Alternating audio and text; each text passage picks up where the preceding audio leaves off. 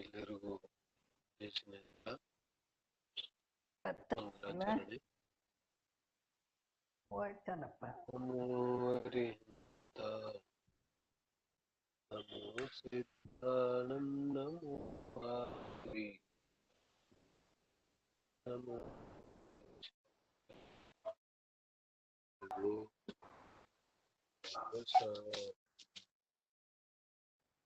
ಓಂಕಾರಂ ಬಿಂದು ಸಂಯುಕ್ತಂ ನಿತ್ಯಂ ಧ್ಯಾಯತಿ ಯೋಗಿನಃ ಕಾಮದಂ ಮೋಕ್ಷದಂ ಚೈವ ಕಾರಾಯ ಅವಿರಲ ಶಬ್ದೋ ಸಕಲ ಭೂತಲಂ ಮುನಿವಿರುಪಾಸಿತ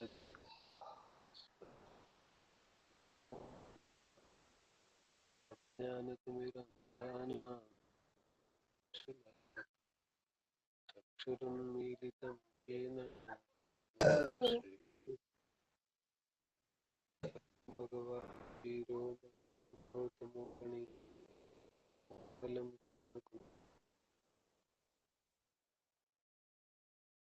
ಮಂಗಲಮಾಂಗಲ್ಯಂ ಸರ್ವಕಲ್ಯಾಣಕಾರಕಂ ಪ್ರಧಾನಂ ಸರ್ವಧರ್ಮಾನ್ ಜಯ ಜಯತು ಶ್ರೀ ಪರಮಹಂಸಂ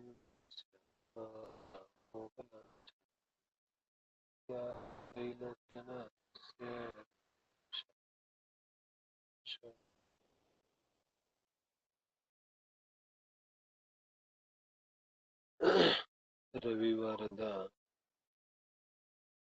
ತತ್ವ ಚರ್ಚೆಯ ಸಂದರ್ಭದಲ್ಲಿ ಬಂದಿರುವಂತಹ ಪ್ರಶ್ನೆಗಳನ್ನು ಆಧರಿಸಿ ಇವತ್ತಿನ ಚರ್ಚೆಯನ್ನ ಮಾಡಲಿದೆ. ಮೊದಲನೇ ಪ್ರಶ್ನೆಯಿಂದ ಚರ್ಚೆ ಪ್ರಾರಂಭ ಮಾಡೋಣ. ಪ್ರಶ್ನೆಗಳು ಗ್ರೂಪ್ ಅಲ್ಲೇ ಇದೆ, ಹಾಗಾಗಿ ಗ್ರೂಪ್ ಇಂದ ಪ್ರಶ್ನೆಗಳನ್ನು ಎಲ್ಲರೂ ನೋಡಬಹುದು. ಮೊದಲನೇ ಪ್ರಶ್ನೆ ಇದೆ, ಮೋಕ್ಷ ಮಾರ್ಗ ಯಾವ ಗುಣಸ್ಥಾನದಿಂದ ಶುರುವಾಗುತ್ತೆ? ಇದು ಒಳ್ಳೆ ಪ್ರಶ್ನೆ ಇದೆ. ಕಳೆದ ಕೆಲವು ಸ್ವಾಧ್ಯಾಯದಲ್ಲಿ ಕೆಲವು ರೀತಿಯಿಂದ ಚರ್ಚೆ ಮಾಡಿದ್ದೇವೆ.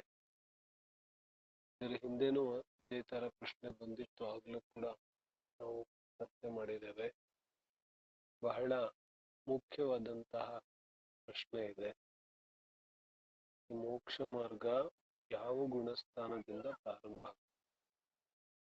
ಅನೇಕ ಜನರಿಗೆ ಈ ಪ್ರಶ್ನೆಯ ಒಂದು ಹಿನ್ನೆಲೆ ಗೊತ್ತಿಲ್ಲದೆ ಹೋದ್ರೆ ಈ ಪ್ರಶ್ನೆಯ ಮಹತ್ವತೆ ಕೂಡ ಗೊತ್ತಾಗೋದಿಲ್ಲ.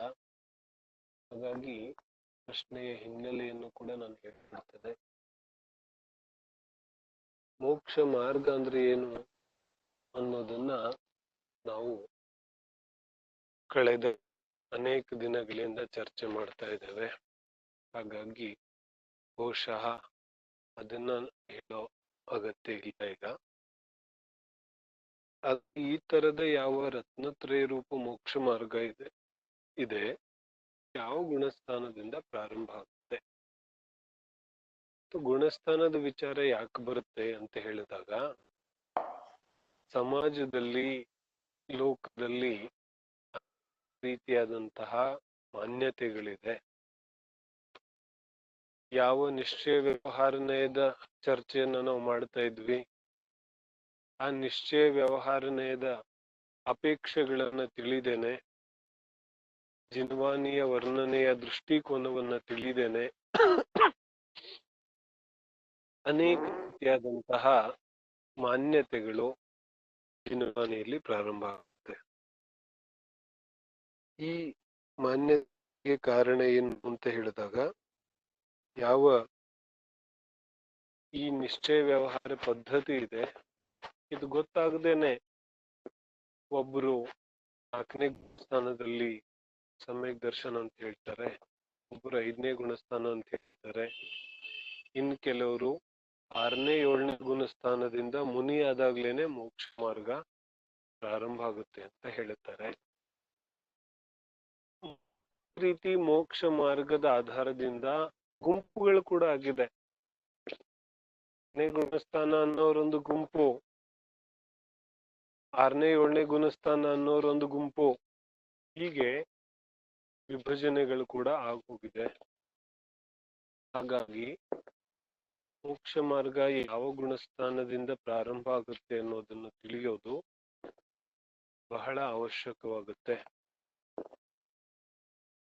ಕೇವಲ ಸಮಾಜದಲ್ಲಿ ಯಾವ ಬಿರುಕುಗಳು ಉಂಟಾಗಿದೆ ಅವುಗಳ ವಿವರಣೆಗೋಸ್ಕರ ಮಾತ್ರ ಅಲ್ಲ, ನಮ್ಮ ವೈಯಕ್ತಿಕ ಧರ್ಮಾಸಕ್ತಿಗೋಸ್ಕರ, ನಾವು ಧರ್ಮದ ಆಚರಣೆಯನ್ನ ಮಾಡಕ್ಕೋಸ್ಕರ, ಮನುಷ್ಯಭವದ ಸಾರ್ಥಕತೆ ರೂಪವಾದ ಸಮ್ಯಕ್ ದರ್ಶನ ಜ್ಞಾನ ಚಾರಿತ್ರವನ್ನ ಪಡ್ಕೊಳ್ಳುವಂತಹ ದೃಷ್ಟಿಯಿಂದ ಕೂಡ ರತ್ನ ಅಥವಾ ಮೋಕ್ಷ ಮಾರ್ಗ ಯಾವ ಗುಣಸ್ಥಾನದಿಂದ ಪ್ರಾರಂಭ ಆಗುತ್ತೆ ಅನ್ನೋದನ್ನ ತಿಳಿಯೋದು ಬಹಳ ಅಗತ್ಯವಾಗುತ್ತೆ. ಕೇಳಿಸ್ತಾ ಇಲ್ವಾ?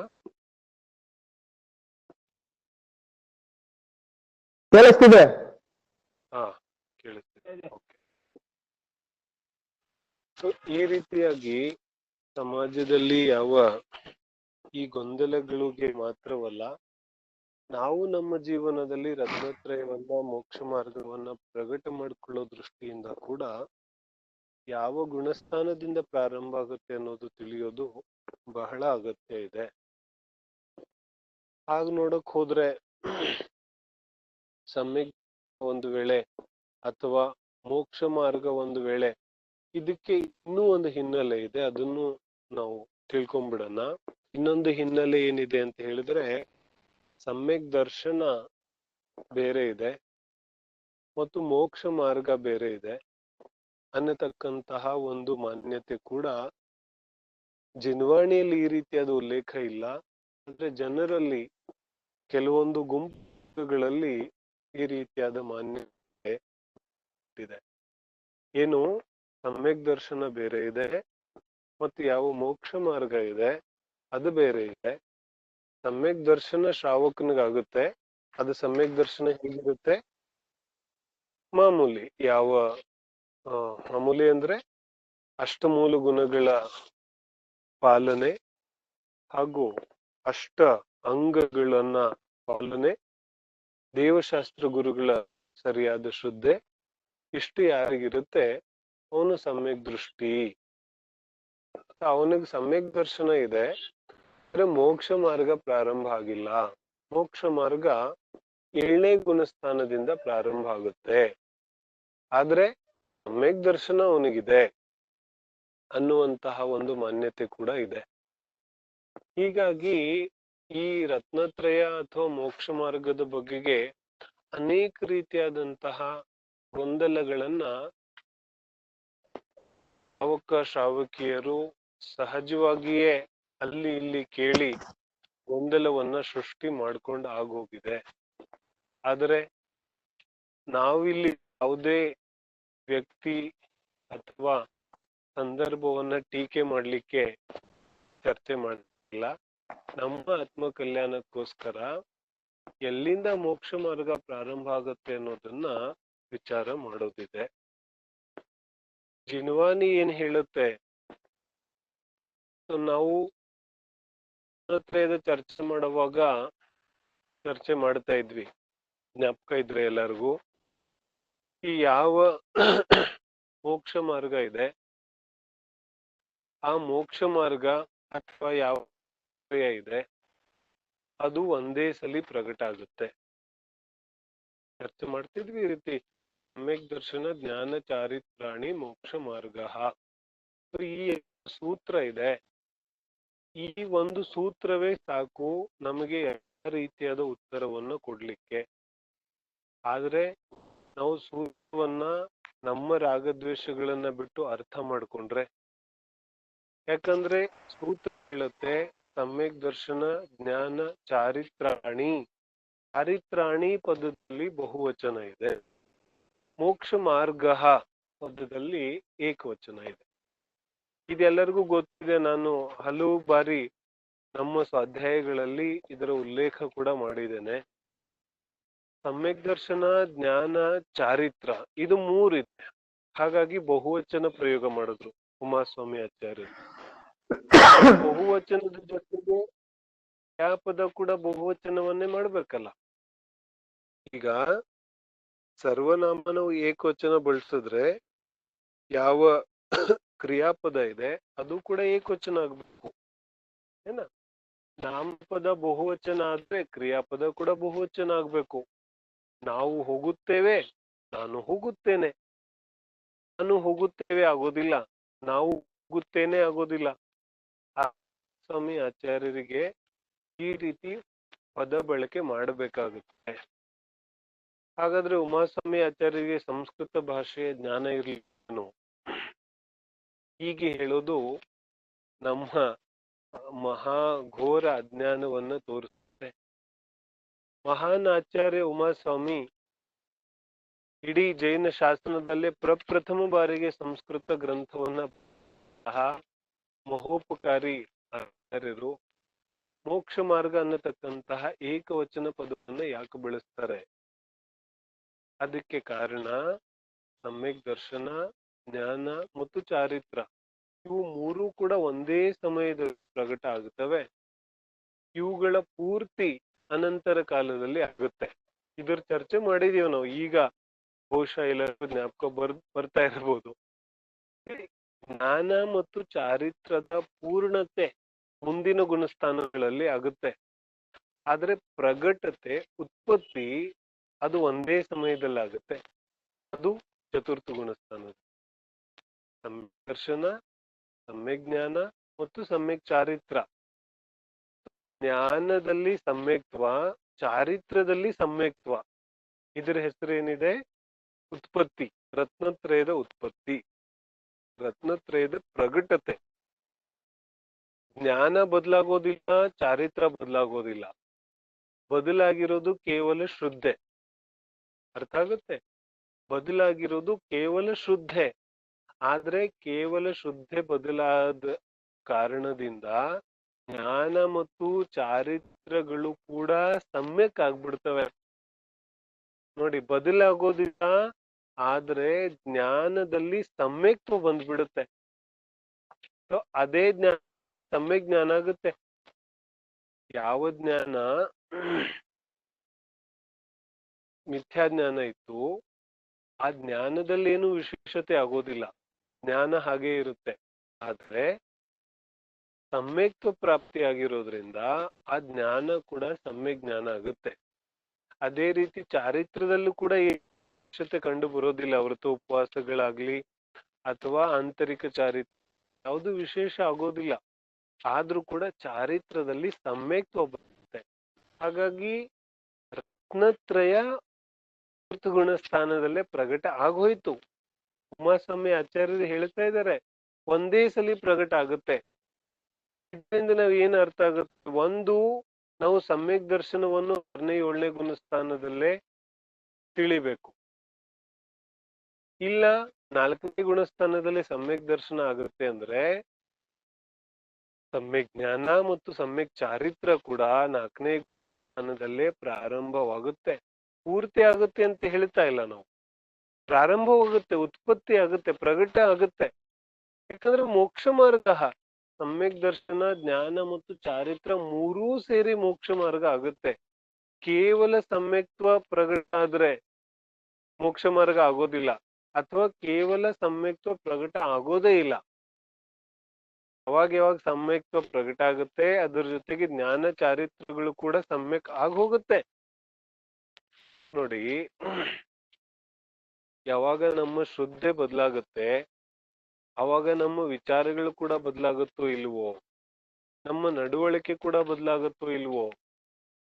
ಯಾವ ವ್ಯಕ್ತಿಯನ್ನ ನಾನು ಕಳ್ಳ ಅಂತ ನಂಬ್ಕೊಂಡಿದ್ದೆ, ಅವನು ಕಳ್ಳ ಅಲ್ಲ, ತುಂಬಾ ಒಳ್ಳೆಯವನು ಅಂತ ಗೊತ್ತಾದ ಮೇಲೆ ನಾನು ಅವನ ಬಗ್ಗೆ ಮಾಡೋ ವಿಚಾರಗಳು ಬದಲಾಗುತ್ತೋ ಇಲ್ವೋ, ಅವನ ಜೊತೆಗೆ ನಾನು ನಡ್ಕೊಳ್ಳುವಂತಹ ರೀತಿ ಬದಲಾಗುತ್ತೋ ಇಲ್ವೋ? ಖಂಡಿತವಾಗ್ಲೂ ಬದಲಾಗುತ್ತೆ.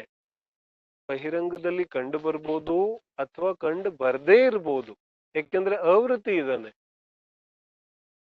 ಆ ಅಂತರಂಗದಲ್ಲಿ ಯಾವ ಸಮ್ಯಕ್ತ್ವದ ಪ್ರಭಾವ ಇದೆ, ಸಮ್ಯಕ್ತದ ಯಾವ ಬೆಳಕು ಇದೆ, ಅದು ಜ್ಞಾನದಲ್ಲಿ ಮತ್ತು ಚಾರಿತ್ರದಲ್ಲಿ ಖಂಡಿತವಾಗ್ಲೂ ಇರುತ್ತೆ.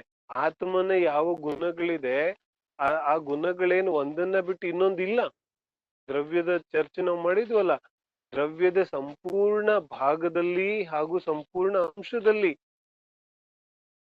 ಯಾವ್ದಿರುತ್ತೆ ಅದು ಗುಣ ಇದೆ.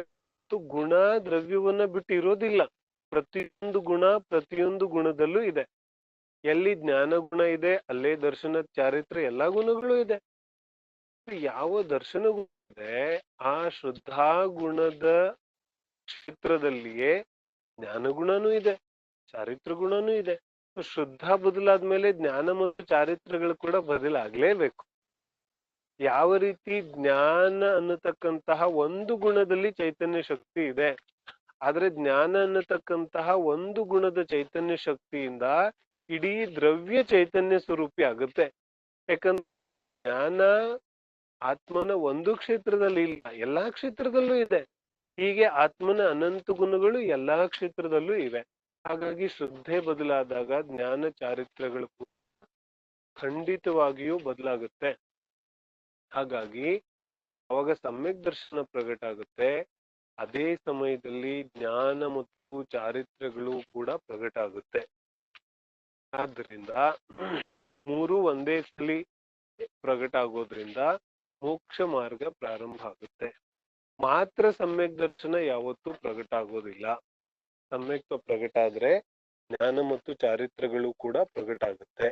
ವಿಶೇಷ ಅಂದ್ರೆ ಶ್ರದ್ಧೆ ಸಂಪೂರ್ಣವಾಗಿ ಪ್ರಕಟ ಆಗುತ್ತೆ, ಆದ್ರೆ ಜ್ಞಾನ ಪ್ರಕಟ ಆಗುತ್ತೆ ಸಮ್ಯಕ್ ಜ್ಞಾನ, ಆದ್ರೆ ಪೂರ್ಣ ಆಗೋದಿಲ್ಲ, ಪೂರ್ಣ ಕ್ರಮೇಣವಾಗಿ ಆಗುತ್ತೆ. ಹಾಗೆ ಚಾರಿತ್ರ ಕೂಡ ಪ್ರಕಟ ಆಗುತ್ತೆ ಸಮ್ಯಕ್ ಚಾರಿತ್ರ, ಆದ್ರೆ ಪೂರ್ಣತೆ ಆಗೋದಿಲ್ಲ, ಕ್ರಮೇಣವಾಗಿ ಅದು ಪೂರ್ಣ ಆಗುತ್ತೆ. ಇದು ಸ್ವರೂಪ ಇದೆ. ಇನ್ನ ಸಂಯಮಕ್ಕೆ ಚಾರಿತ್ರ ಅನ್ನಲ್ವೇ? ಬರ್ತಾ ಇದ್ದೀನಿ ನಾನು ಅಲ್ಲಿಗೆ.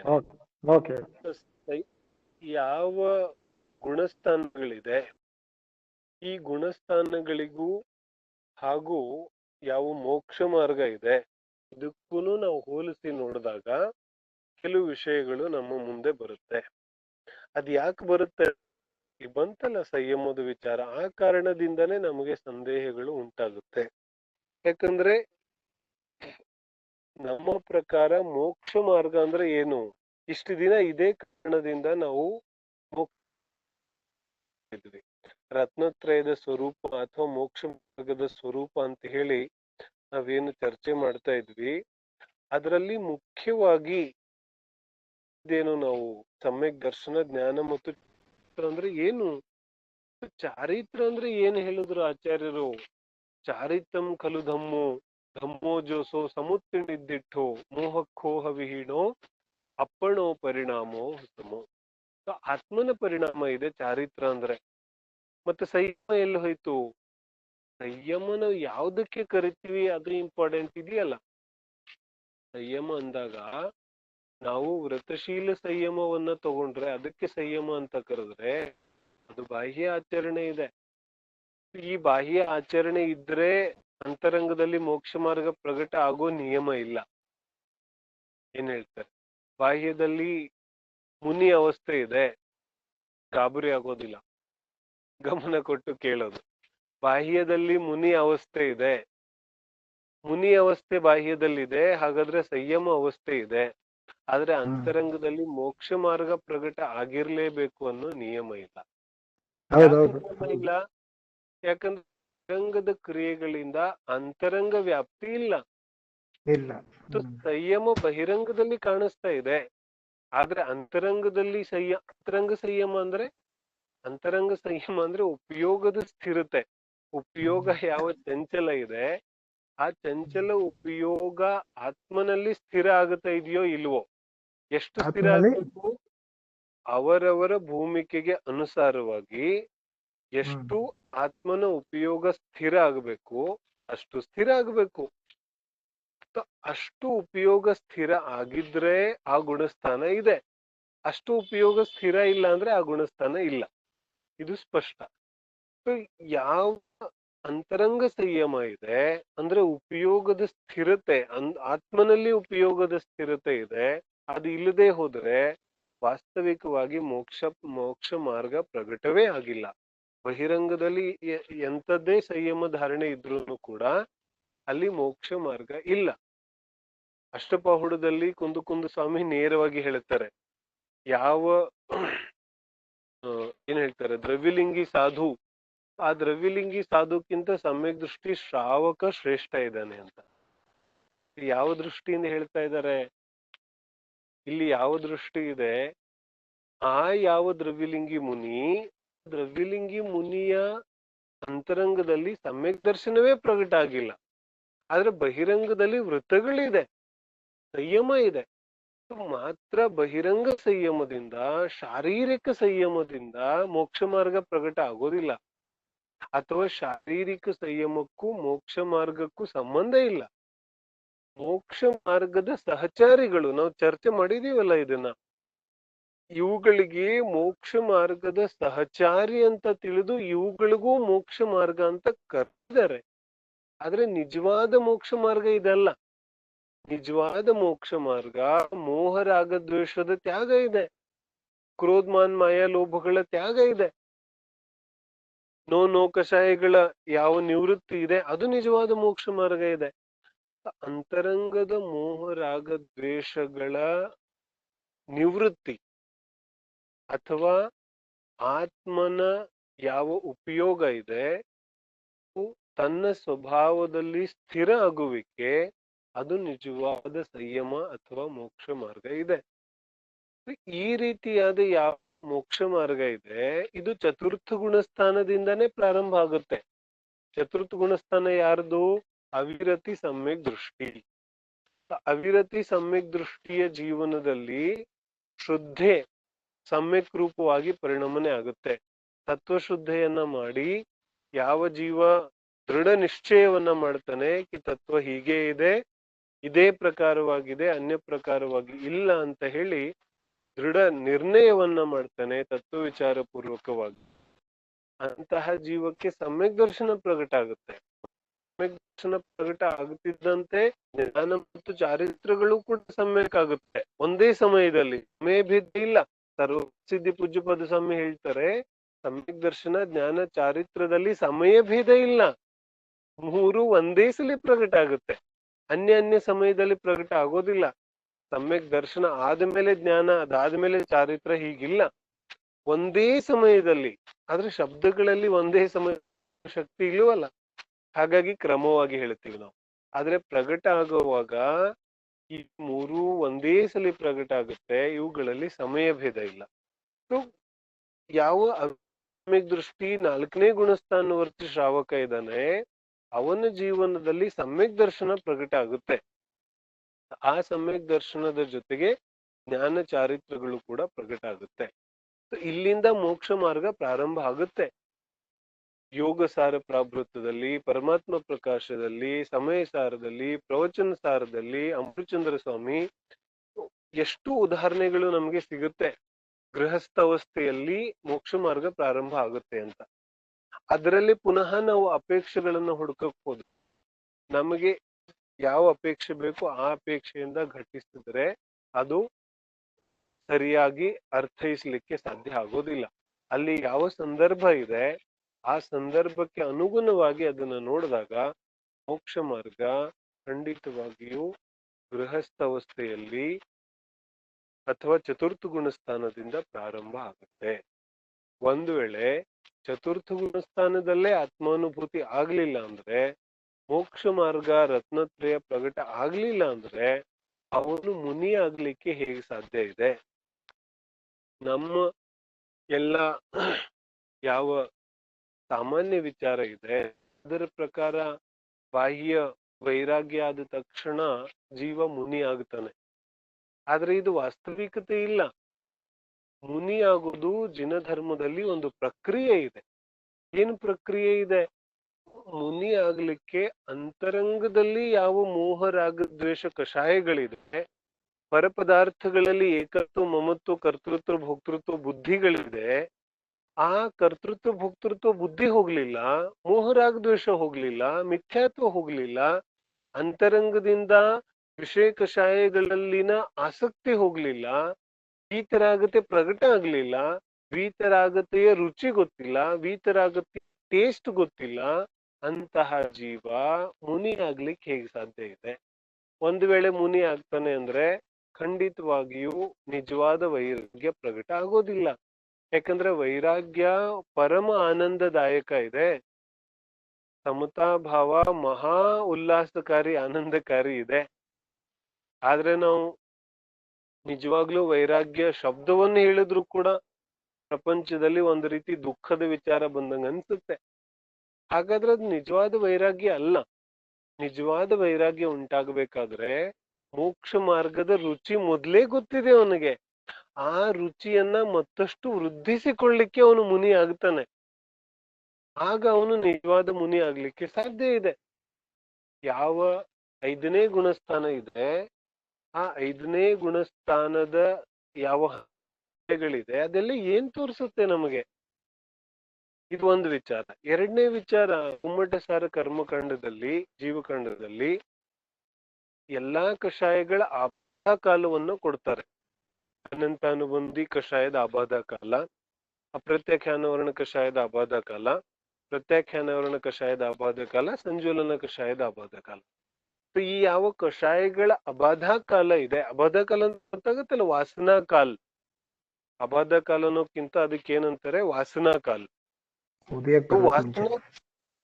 ವಾಸನಾ ಕಾಲ ಅಂದ್ರೆ ಏನು? ವಾಸನಾ ಕಾಲ ಅಂದ್ರೆ ಮ್ಯಾಕ್ಸಿಮಮ್ ಟೈಮ್ ಎಷ್ಟು? ಈ ಕಷಾಯದ ಮ್ಯಾಕ್ಸಿಮಮ್ ಟೈಮ್ ಪೀರಿಯಡ್ ಎಷ್ಟು? ಮ್ಯಾಕ್ಸಿಮಮ್ ಟೈಮ್ ಪೀರಿಯಡ್ ಅಂದ್ರೆ ಇಷ್ಟು ಟೈಮ್ ಆದ್ಮೇಲೆ ಈ ಕಷಾಯ ನಿಯಮದಿಂದ ಉದಯಕ್ಕೆ ಬಂದೇ ಬರುತ್ತೆ. ಆ ಯಾವ ಮ್ಯಾಕ್ಸಿಮಮ್ ಟೈಮ್ ಪೀರಿಯಡ್ ಇದೆ ಅದಕ್ಕೆ ವಾಸನ ಅಂತ ಕರೀತಾರೆ. ನೇಮಿಚಂದ್ರಾಚಾರ್ಯ ಏನ್ ಹೇಳ್ತಾರೆ, ಅನಂತಾನುಬಂಧಿ ಕಷಾಯದ ವಾಸನಾ ಕಾಲ 6 ತಿಂಗಳಿದೆ. ಈ ಅನಂತಾನುಬಂಧಿ ಕಷಾಯದ ವಾಸನಾ ಕಾಲ 6 ತಿಂಗಳಿದೆ ಅಂದ್ರೆ ಅಟ್ಲೀಸ್ಟ್ ವಿದಿನ್ 6 ತಿಂಗಳ ಒಳಗೆ ಒಂದು ಸಲಿ ಆ ಗೃಹಸ್ಥ ಜೀವಕ್ಕೆ ಈ ಯಾವ ಅನಂತಾನುಬಂಧಿ ಕರ್ಮದ ಉದಯ ಇದೆ ಅದು ಬರುತ್ತೆ. ಅದು ಬರೋಕ್ಕಿಂತ ಮುಂಚೆನೆ ಇವನು ಪುನಃ ಆತ್ಮಾನುಭೂತಿ ಮಾಡ್ಕೋತಾನೆ, ಆತ್ಮನ ಸ್ಪರ್ಶ ಮಾಡ್ಕೋತಾನೆ, ವೀತರಾಗತೆ ಅನುಭೂತಿಯನ್ನ ಮಾಡ್ತಾನೆ. ಈ ವೀತರಾಗತೆ ಅನುಭೂತಿಯನ್ನ ಮಾಡದೆ ಹೋದ್ರೆ ಅನಂತಾನುಬಂಧಿ ಕಷಾಯ ಹೇಗೆ ಅದು ಉಪಶಮ ಆಗ್ಲಿಕ್ಕೆ ಸಾಧ್ಯ ಇದೆ?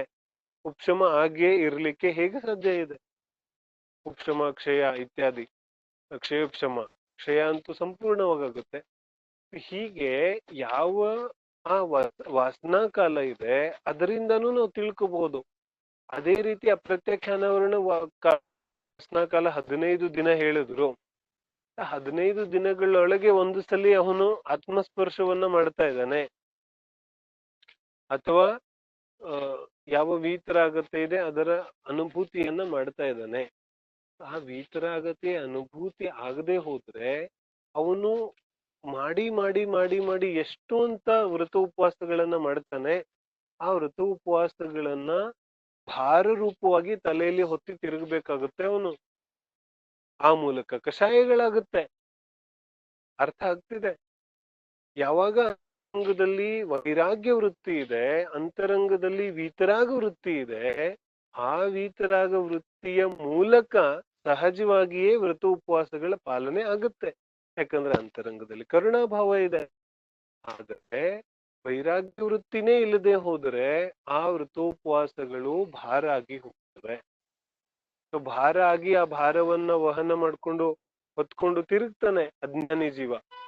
ಆದ್ರೆ ಜ್ಞಾನಿ ಸಮ್ಯಕ್ ದೃಷ್ಟಿಗೆ ಚತುರ್ಥ ಗುಣ ಸ್ಥಾನದಲ್ಲಿಯೇ ಆ ವೀತರಾಗದ ಒಂದು ರುಚಿ ಸಿಕ್ಕಿರೋದ್ರಿಂದ ಅವನು ಆ ರುಚಿಯನ್ನ, ಆ ವೀತರಾಗ ಸಮಭಾವದ ವೃತ್ತಿಯನ್ನ ಮತ್ತಷ್ಟು ಹೆಚ್ಚಿಸಿಕೊಳ್ಳಿಕ್ಕೆ ಅವನಿಗೆ ಅಂತರಂಗದಲ್ಲಿ ಆಸೆ ಹುಟ್ಟುತ್ತಾ ಇರುತ್ತೆ.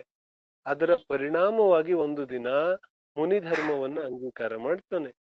ಆ ಮುನಿ ಧರ್ಮದ ಅಂಗೀಕಾರದ ಮೂಲಕ ಅವನ ಯಾವ ಸಮಭಾವದ ವೈರಾಗ್ಯ ವೃತ್ತಿ ಇದೆ ಅದು ಮತ್ತಷ್ಟು ಅಧಿಕ ಆಗುತ್ತೆ. ಯಾವ್ದು 15 ದಿನ ಇತ್ತು ಅದು ಅಂತರ್ಮುಹೂರ್ತಕ್ಕೆ ಬಂದ್ಬಿಡುತ್ತೆ. ಅಂತರ್ಮುಹೂರ್ತಕ್ಕೆ ಒಂದು ಸಲಿ ಆತ್ಮಸ್ಪರ್ಶವನ್ನ ಮಾಡ್ತಾನೆ ಆ ಜೀವ. ಎಲ್ಲಿ 6 ತಿಂಗಳಿತ್ತು ಅದು 15 ದಿನ ಆಯ್ತು. 15 ದಿನ ಇದ್ದಿದ್ದೀಗ ಕೇವಲ ಮುಹೂರ್ತ. ಅಂತರ್ಮುಹೂರ್ತಕ್ಕೆ ಒಂದು ಸಲ ಆತ್ಮನ ಸ್ಪರ್ಶ ಮಾಡತಕ್ಕಂತಹ ಏನ್ ಹೇಳ್ತಾರೆ ಆನಂದದ ಒಂದು ಉತ್ಪತ್ತಿ ಪ್ರತಿಯೊಂದು ಅಂತರ್ಮುಹೂರ್ತಕ್ಕೂ ಅನುಭವಿಸ್ತಕ್ಕಂತಹ ಒಂದು ವೃತ್ತಿ ಆ ಜೀವಿಯ ಜೀವನದಲ್ಲಿ ಪ್ರಗಟ ಆಗುತ್ತೆ. ಹಾಗಾಗಿ ಎಲ್ಲಾ ಉದಾಹರಣೆಗಳನ್ನ ನಾವು ನೋಡಿದಾಗ, ಜಿನವಾನಿಯನ್ನ ಉದ್ದಕ್ಕೂ ನಾವು ನೋಡಿದಾಗ ಮೋಕ್ಷ ಮಾರ್ಗವು ಖಂಡಿತವಾಗಿಯೂ 4ನೇ ಗುಣಸ್ಥಾನದಿಂದ ಪ್ರಾರಂಭ ಆಗುತ್ತೆ. 5ನೇ ಗುಣಸ್ಥಾನದಲ್ಲಿ ಮತ್ತಷ್ಟು ವೃದ್ಧಿ ಆಗುತ್ತೆ. 6, 7ನೇ ಗುಣಸ್ಥಾನದ ಮುನಿ ಅವಸ್ಥೆಯಲ್ಲಿ ಆ ಮೋಕ್ಷ ಮಾರ್ಗ ಮತ್ತಷ್ಟು ವೃದ್ಧಿ ಆಗುತ್ತೆ. ವೃದ್ಧಿಯ ದೃಷ್ಟಿಯಿಂದ ಅಧಿಕ ವೃದ್ಧಿ ಮುನಿ ಅವಸ್ಥೆಯಲ್ಲಿದೆ, ಅಧಿಕ ಸಂವರ್ಣರ್ಜನೆ ಮುನಿ ಅವಸ್ಥೆಯಲ್ಲಿದೆ. ಅಧಿಕ ಅಂದ್ರೆ ಅನಂತಾನುಬಂಧಿ, ಅಪ್ರತ್ಯಾಖ್ಯಾನ್, ಪ್ರತ್ಯಾಖ್ಯಾನ್. 3 ಕಷಾಯಗಳ ಬಂಧ ಆಗೋದೇ ಇಲ್ಲ. ಹಾಗಾಗಿ ಸಂವರ್ಣ ನಿರ್ಜರ ಜಾಸ್ತಿ ಆಗುತ್ತೆ. ಆದ್ರೆ ಶ್ರಾವಕನಿಗೆ ಅವಿರತಿಗೆ ಅನಂತಾನುಬಂಧಿದು ಬಂಧ ಆಗೋದಿಲ್ಲ. ಅನ್ಯ ಎಲ್ಲಾ ಬಂಧ ಆಗ್ತಾ ಇದೆ. ಸಂವರ್ಣ ನಿರ್ಜರ ಕಡಿಮೆ ಇದೆ.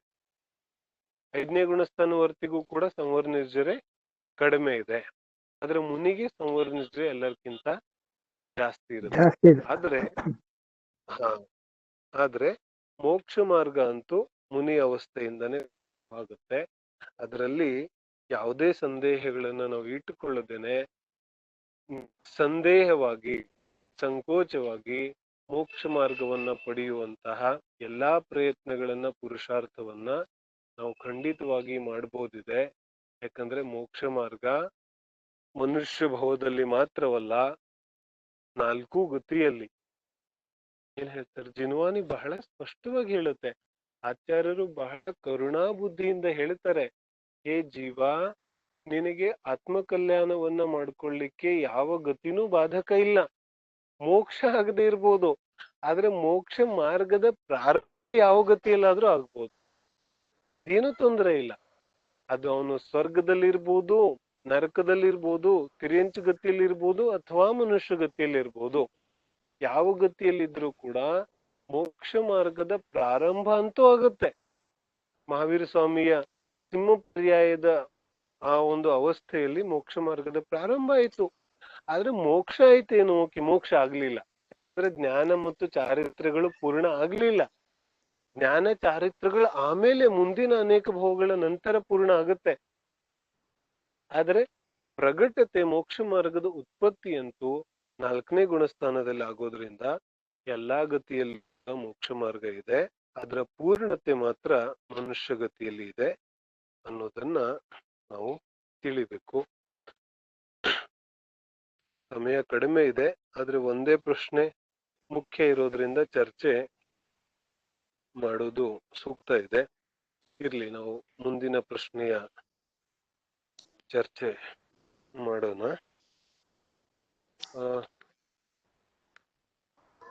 ಸಂದೇಹ ದೂರ ನಿವಾರಣೆ ಆಯ್ತು ಅಂತ ಅನ್ಕೋತೀನಿ.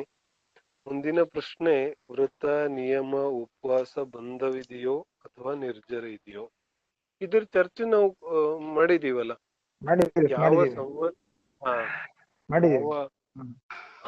ಸಮ್ಯಕ್ ದೃಷ್ಟಿಗೆ ನಿರ್ಜರ ಇದೆ, ಮಿಥ್ಯಾ ದೃಷ್ಟಿಗೆ ಬಂಧ ಇದೆ. ಅದು ಯಾವ ದೃಷ್ಟಿಯಿಂದ? ಅದರಲ್ಲಿ ಪುರುಷಾರ್ಥಿದ್ಯೋಪಾಯದ ಗಾಥೆಗಳು ಬಂತಲ್ಲ, ಅಂಶೇನತು ರಾಗಃ ತೇನಾಂಶೇನ ಬಂಧನಂ ನಾಸ್ತಿ. ಎಷ್ಟು ಅಂಶದಲ್ಲಿ ರಾಗತೆ ಇದೆ ಅದಂತೂ ಸಂವರ್ಣ ನಿರ್ಜರಿಗೆ ಕಾರಣ ಇದೆ. ಆದ್ರೆ ವ್ರತ, ಉಪವಾಸ ನಿಯಮಗಳನ್ನ ಪಾಲನೆ ಮಾಡುವಂತಹ ಯಾವ ಶುಭ ಭಾವ ಇದೆ ಅದು ಸಮ್ಯಕ್ ದೃಷ್ಟಿಗಿರ್ಬೋದು ಅಥವಾ ಮಿಥ್ಯಾ ದೃಷ್ಟಿಗಿರ್ಬೋದು, ಇಬ್ಬರಿಗೂ ಕೂಡ. ಸಮ್ಯಕ್ ದೃಷ್ಟಿಗೆ ವೃತ್ತ ಉಪವಾಸ ಮಾಡಿದ್ರೆ, ವೃತ್ತ ಉಪವಾಸದ ಭಾವ ಬಂದ್ರೆ ಅವನಿಗೆ ಸಂವರ್ಣ ನಿರ್ಜರ ಆಗುತ್ತೆ ಅಂತ ಏನಿಲ್ಲ. ಸಮ್ಯಕ್ ದೃಷ್ಟಿ ಇರ್ಲಿ ಅಥವಾ ಮಿಥ್ಯಾ ದೃಷ್ಟಿ ಇರ್ಲಿ, ವೃತ್ತ ಉಪವಾಸ ನಿಯಮಗಳ ಪಾಲನೆ ಮಾಡ್ತಕ್ಕಂತಹ ಯಾವ ಶುಭ ಭಾವ ಇದೆ ಅದರಿಂದ ಪುಣ್ಯ ಬಂಧ ಆಗುತ್ತೆ. ಯಾಕಂದ್ರೆ ಶುಭ ಭಾವ ಇಸ್ ಈಕ್ವಲ್ ಟು ಪುಣ್ಯ ಬಂಧ, ಅದರಲ್ಲಿ ಏನೂ ಸಂದೇಹನೇ ಇಲ್ಲ. ಯಾಕಂದ್ರೆ ಶುಭ ಭಾವ ಅದು ಶುಭ ಭಾವ ಇದೆ.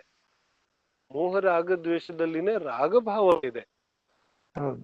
ಯಾವ್ದು ರಾಗಭಾವ ಇದೆ, ಯಾವ್ದು ಶುಭ ಭಾವ ಇದೆ, ಅದು ಬಂಧಕ್ಕೆ ಕಾರಣ ಇದೆ. ಬಂಧಕ್ಕೆ ಕಾರಣ ಇದೆ ಅನ್ನೋದು ಮೊದಲು ನಿರ್ಣಯ ಮಾಡ್ಬೇಕು. ಅದಾದ್ಮೇಲೆ ಯಾವ ಬಂಧ ಅನ್ನೋದನ್ನ ನಾವು ಆಮೇಲೆ ಚರ್ಚೆ ಮಾಡೋಣ. ಒಂದು ಶುಭ ಬಂಧ ಇರ್ಬೋದು, ಒಂದು ಅಶುಭ ಬಂಧ ಇರ್ಬೋದು. ಅಶುಭ ಆದ್ರೆ ಬಂಧ ಇದೆಯಲ್ಲ, ಆದ್ರೆ ಬಂಧ ಇದೆಯಲ್ಲ, ಬಂಧ ಇರೋದ್ರಿಂದ ಅದು ಬಂಧಕ್ಕೆ ಕಾರಣ ಇದೆ. ಆದ್ರೆ ಎಲ್ಲಿವರೆಗೆ ಆ ಶುಭ ಭಾವಗಳ ಜೊತೆಗೆ ವಿತರಾಗ ಪರಿಣತಿ ಇದೆ, ಅಷ್ಟು ಸಂವರ್ಣ ನಿರ್ಜರೆಗೆ ಕಾರಣ ಆಗುತ್ತೆ ಸಮ್ಯಕ್ ದೃಷ್ಟಿಯ ಜೀವನದಲ್ಲಿ. ಯಾಕಂದ್ರೆ ಸಂಪೂರ್ಣ ಶುಭ ಭಾವಗಳೇ ಇಲ್ಲ, ಕೆಲವು ವೀತರಾಗ ಪರಿಣತಿ ಇದೆ. ಆ ವೀತರಾಗ ಪರಿಣತಿಯಿಂದ ಸಂವರ್ಣ ನಿರ್ಜರೆ ಆಗುತ್ತೆ. ನಿಯಮ ಉಪವಾಸಗಳ ಶುಭ ಭಾವದಿಂದ ಕರ್ಮ ಬಂಧ ಆಗುತ್ತೆ, ಪುಣ್ಯ ಬಂಧ ಆಗುತ್ತೆ. ಅದೇ ರೀತಿ ಮುನಿಗಳ ಜೀವನದಲ್ಲಿದೆ. ಎಷ್ಟು ವೈರಾಗ್ಯ ಸಮಭಾವ ಇದೆ, ಅಷ್ಟು ಸಂವರ್ಣ ನಿರ್ಜರೆ ಆಗುತ್ತಾ ಇದೆ. ಆದ್ರೆ ಅಲ್ಪ ಸ್ವಲ್ಪ ರಾಗಬುದ್ಧಿ ಇದೆ, ಶಾಸ್ತ್ರ ಬರೆಯುವಂತಹ ಪರಿಣಾಮ ಬರುತ್ತೆ, ಉಪದೇಶ ಕೊಡುವಂತಹ ಪರಿಣಾಮ ಬರುತ್ತೆ, ಆಹಾರ ತಗೊಳ್ಳುವಂತಹ ಪರಿಣಾಮ ಬರುತ್ತೆ. ಏನ 28 ಮೂಲಗುಣಗಳನ್ನು ರಚನೆ ಮಾಡ್ತಾರೆ. ಅದೆಲ್ಲ ಶುಭ ಭಾವ ಇದೆ, ಶುಭ ಭಾವ ಪುಣ್ಯ ಬಂಧಕ್ಕೆ ಕಾರಣ ಇದೆ. ಆದ್ರೆ ಉಳಿದದ್ದು ಶುಭ ಭಾವನ್ನ ಬಿಟ್ಟರೆ ಯಾವ ವೈರಾಗ್ಯ ಭಾವ ಇದೆ, ಯಾವ ವೀತರಾಗ ಪರಿಣತಿ ಇದೆ, ಅದು ಸಂವರ್ಣರ್ಜೆಗೆ ಕಾರಣ ಇದೆ. ಗುಣಸ್ಥಾನ ಹೆಚ್ಚಾದಂತೆ ಆದಂತೆ ವೀತರಾಗ ಪರಿಣತಿ ಜಾಸ್ತಿ ಆಗುತ್ತೆ, ಶುಭ ಭಾವಗಳ ಭಾವ ಕೂಡ ಕಡಿಮೆ ಆಗುತ್ತೆ. ಗುಣಸ್ಥಾನ ವೃತ್ತಿ ಸಮ್ಯಕ್ ದೃಷ್ಟಿಗೆ ಯಾವ ಶುಭ ಭಾವಗಳಿದೆ ಅದು ತುಂಬಾ ಜಾಸ್ತಿ ಇದೆ. 6 ತಿಂಗಳಿಗೆ ಒಂದು ಸಲ ಸ್ವಲ್ಪ ಕಾಲ ಕ್ಷಣಕ್ಕೋಸ್ಕರ ಆತ್ಮಸ್ಪರ್ಶ ಮಾಡ್ತಾನೆ. ಉಳಿದ ಸಮಯದಲ್ಲಿ ಏನ್ ಮಾಡೋದು? ಅಶುಭ ಮಾಡೋದಂತೂ ಯೋಗ್ಯ ಇಲ್ಲ, ಶುಭನೇ ಮಾಡ್ಬೇಕು. ಅಶುಭ ಮಾಡ್ಲಿಕ್ಕೆ ಆಗೋದಿಲ್ಲ, ಅದು ಶುಭನೇ ಮಾಡ್ಬೇಕು, ಅದು ಶುಭದಲ್ಲೇ ಇರ್ತಾನೆ. ಯಾವಾಗ ಗುಣಸ್ಥಾನ ವೃದ್ಧಿ ಆಗುತ್ತೆ, 5ನೇ ಗುಣಸ್ಥಾನಕ್ಕೆ ಬರ್ತಾನೆ, ಆಗ 6 ತಿಂಗಳಿದ್ದ ಕಾಲ 15 ದಿನ ಆಯ್ತು. ಈಗ ಶುಭ ಭಾವದ ಯಾವ ಕಾಲ ಇದೆ ಅದು ಸ್ವಲ್ಪ ಕಡಿಮೆ ಆಯ್ತು, ವೀತರಾಗ ಪರಿಣತಿಯ ಕಾಲ ಅಧಿಕ ಆಯ್ತು, ಸಂವರ ನಿರ್ಜರೆ ಅಧಿಕ ಆಗುತ್ತೆ. ಆದ್ರೆ ಪುಣ್ಯ ಬಂಧ ಇವಾಗ್ಲೂ ಇದೆ.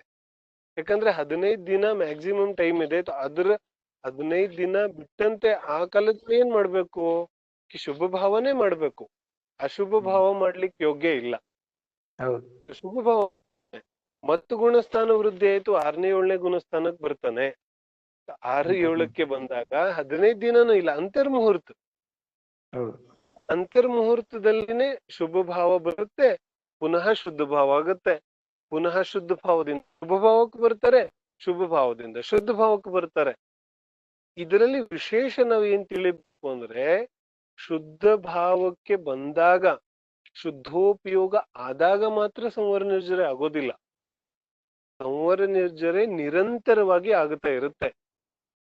ಯಾವ ರೀತಿ ಶುಭ ಭಾವದ ಬಂಧ ನಿರಂತರವಾಗಿ ಆಗುತ್ತೆ, ಹಾಗೇನೆ ಸಂವರ ನಿರ್ಜರೆ ಕೂಡ ನಿರಂತರವಾಗಿ ಆಗುತ್ತೆ. ಶುದ್ಧೋಪಯೋಗ ಆಗುವಂತಹ ಸಮಯದಲ್ಲಿ ಮಾತ್ರ ಸಂವರ ನಿರ್ಜರೆ ಆಗೋದಿಲ್ಲ. ಎಲ್ಲ ಸಮಯದಲ್ಲಿ ಅನಂತಾನುಬಂಧಿ ಹೋದ ತಕ್ಷಣ, ಅನಂತಾನುಬಂಧಿ ಉಪಶಮ ಆದ ತಕ್ಷಣ, ಅನಂತಾನುಬಂಧಿ ಉಚಿತ ಯಾವ ಸಂವರ ನಿರ್ಜರೆ ಇದೆ ಅದು ನಿರಂತರ 24 hours ನಡೀತಾ ಇರುತ್ತೆ. ನಂತರ ಅನಂತಾನುಬಂಧಿ ಅಪ್ರತ್ಯಾಖ್ಯಾನಾವರಣದ ಸಂವರ ನಿರ್ಜರೆ ಅದು ಕಂಟಿನ್ಯೂ. ಹಾಗೇನೆ ಪ್ರತ್ಯಾಖ್ಯಾನಾವರಣ ಕರ್ಮದ ಸಂವರ ನಿರ್ಜರೆ ಅದು ಕಂಟಿನ್ಯೂ ನಡೀತಾ ಇರುತ್ತೆ. ಕೇವಲ ಶುದ್ಧೋಪಯೋಗ ಆದಾಗ ಮಾತ್ರ ಅಲ್ಲ, ನಿರಂತರ ಎಲ್ಲಿವರೆಗೆ ಆ ಗುಣಸ್ಥಾನ ಇದೆ ಈವರೆಗೆ ಆ ಗುಣಸ್ಥಾನಕ್ಕೆ ಉಚಿತವಾದಂತಹ ಸೂಕ್ತವಾದಂತಹ ಯಾವ ಸಂವರ ನಿರ್ಜರೆ ಇದೆ ಅದು ನಿರಂತರವಾಗಿ ಆಗುತ್ತಾ ಇರುತ್ತೆ.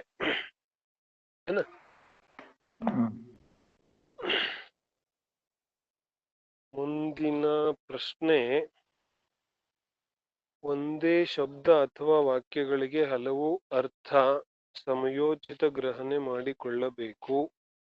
ಹಾಗಾದರೆ ಸಮಯ ವಾಕ್ಯದ ಭಾವ ಅಥವಾ ಅರ್ಥ ಜಿನ್ವಾಣಿಯಲ್ಲಿ ಇದು ಪ್ರಶ್ನೆ ನನಗೆ ಸ್ಪಷ್ಟವಾಗಿ ಅರ್ಥ ಆಗ್ತಾ ಇಲ್ಲ. ಪ್ರಕಾಶನ ಇದ್ರೆ ನೀವೇ ಹೇಳಿ.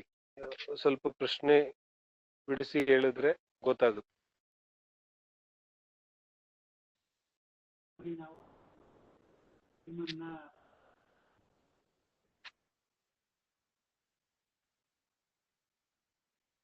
ಇದೆಯಾ?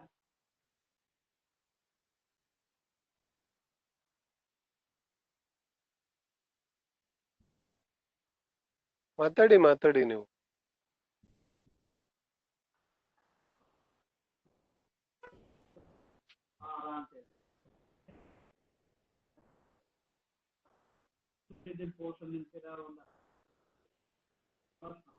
ಹೇಳುವಾಗ ಈ ಟೈಮ್ ಅಂತ ಹೇಳುವಂತ ವಿಚಾರದಲ್ಲಿ ಆಹಾರದಿಂದ ಮುಕ್ತಿಯನ್ನು ಹೊಂದುವಂತ ಟೈಮನ್ನ ಅದು ಕೊನೆಯಾಗುವ ಸೂಚನೆ ಕೊಡ್ತಾ ಇದೆಯೋ ಅಂತ.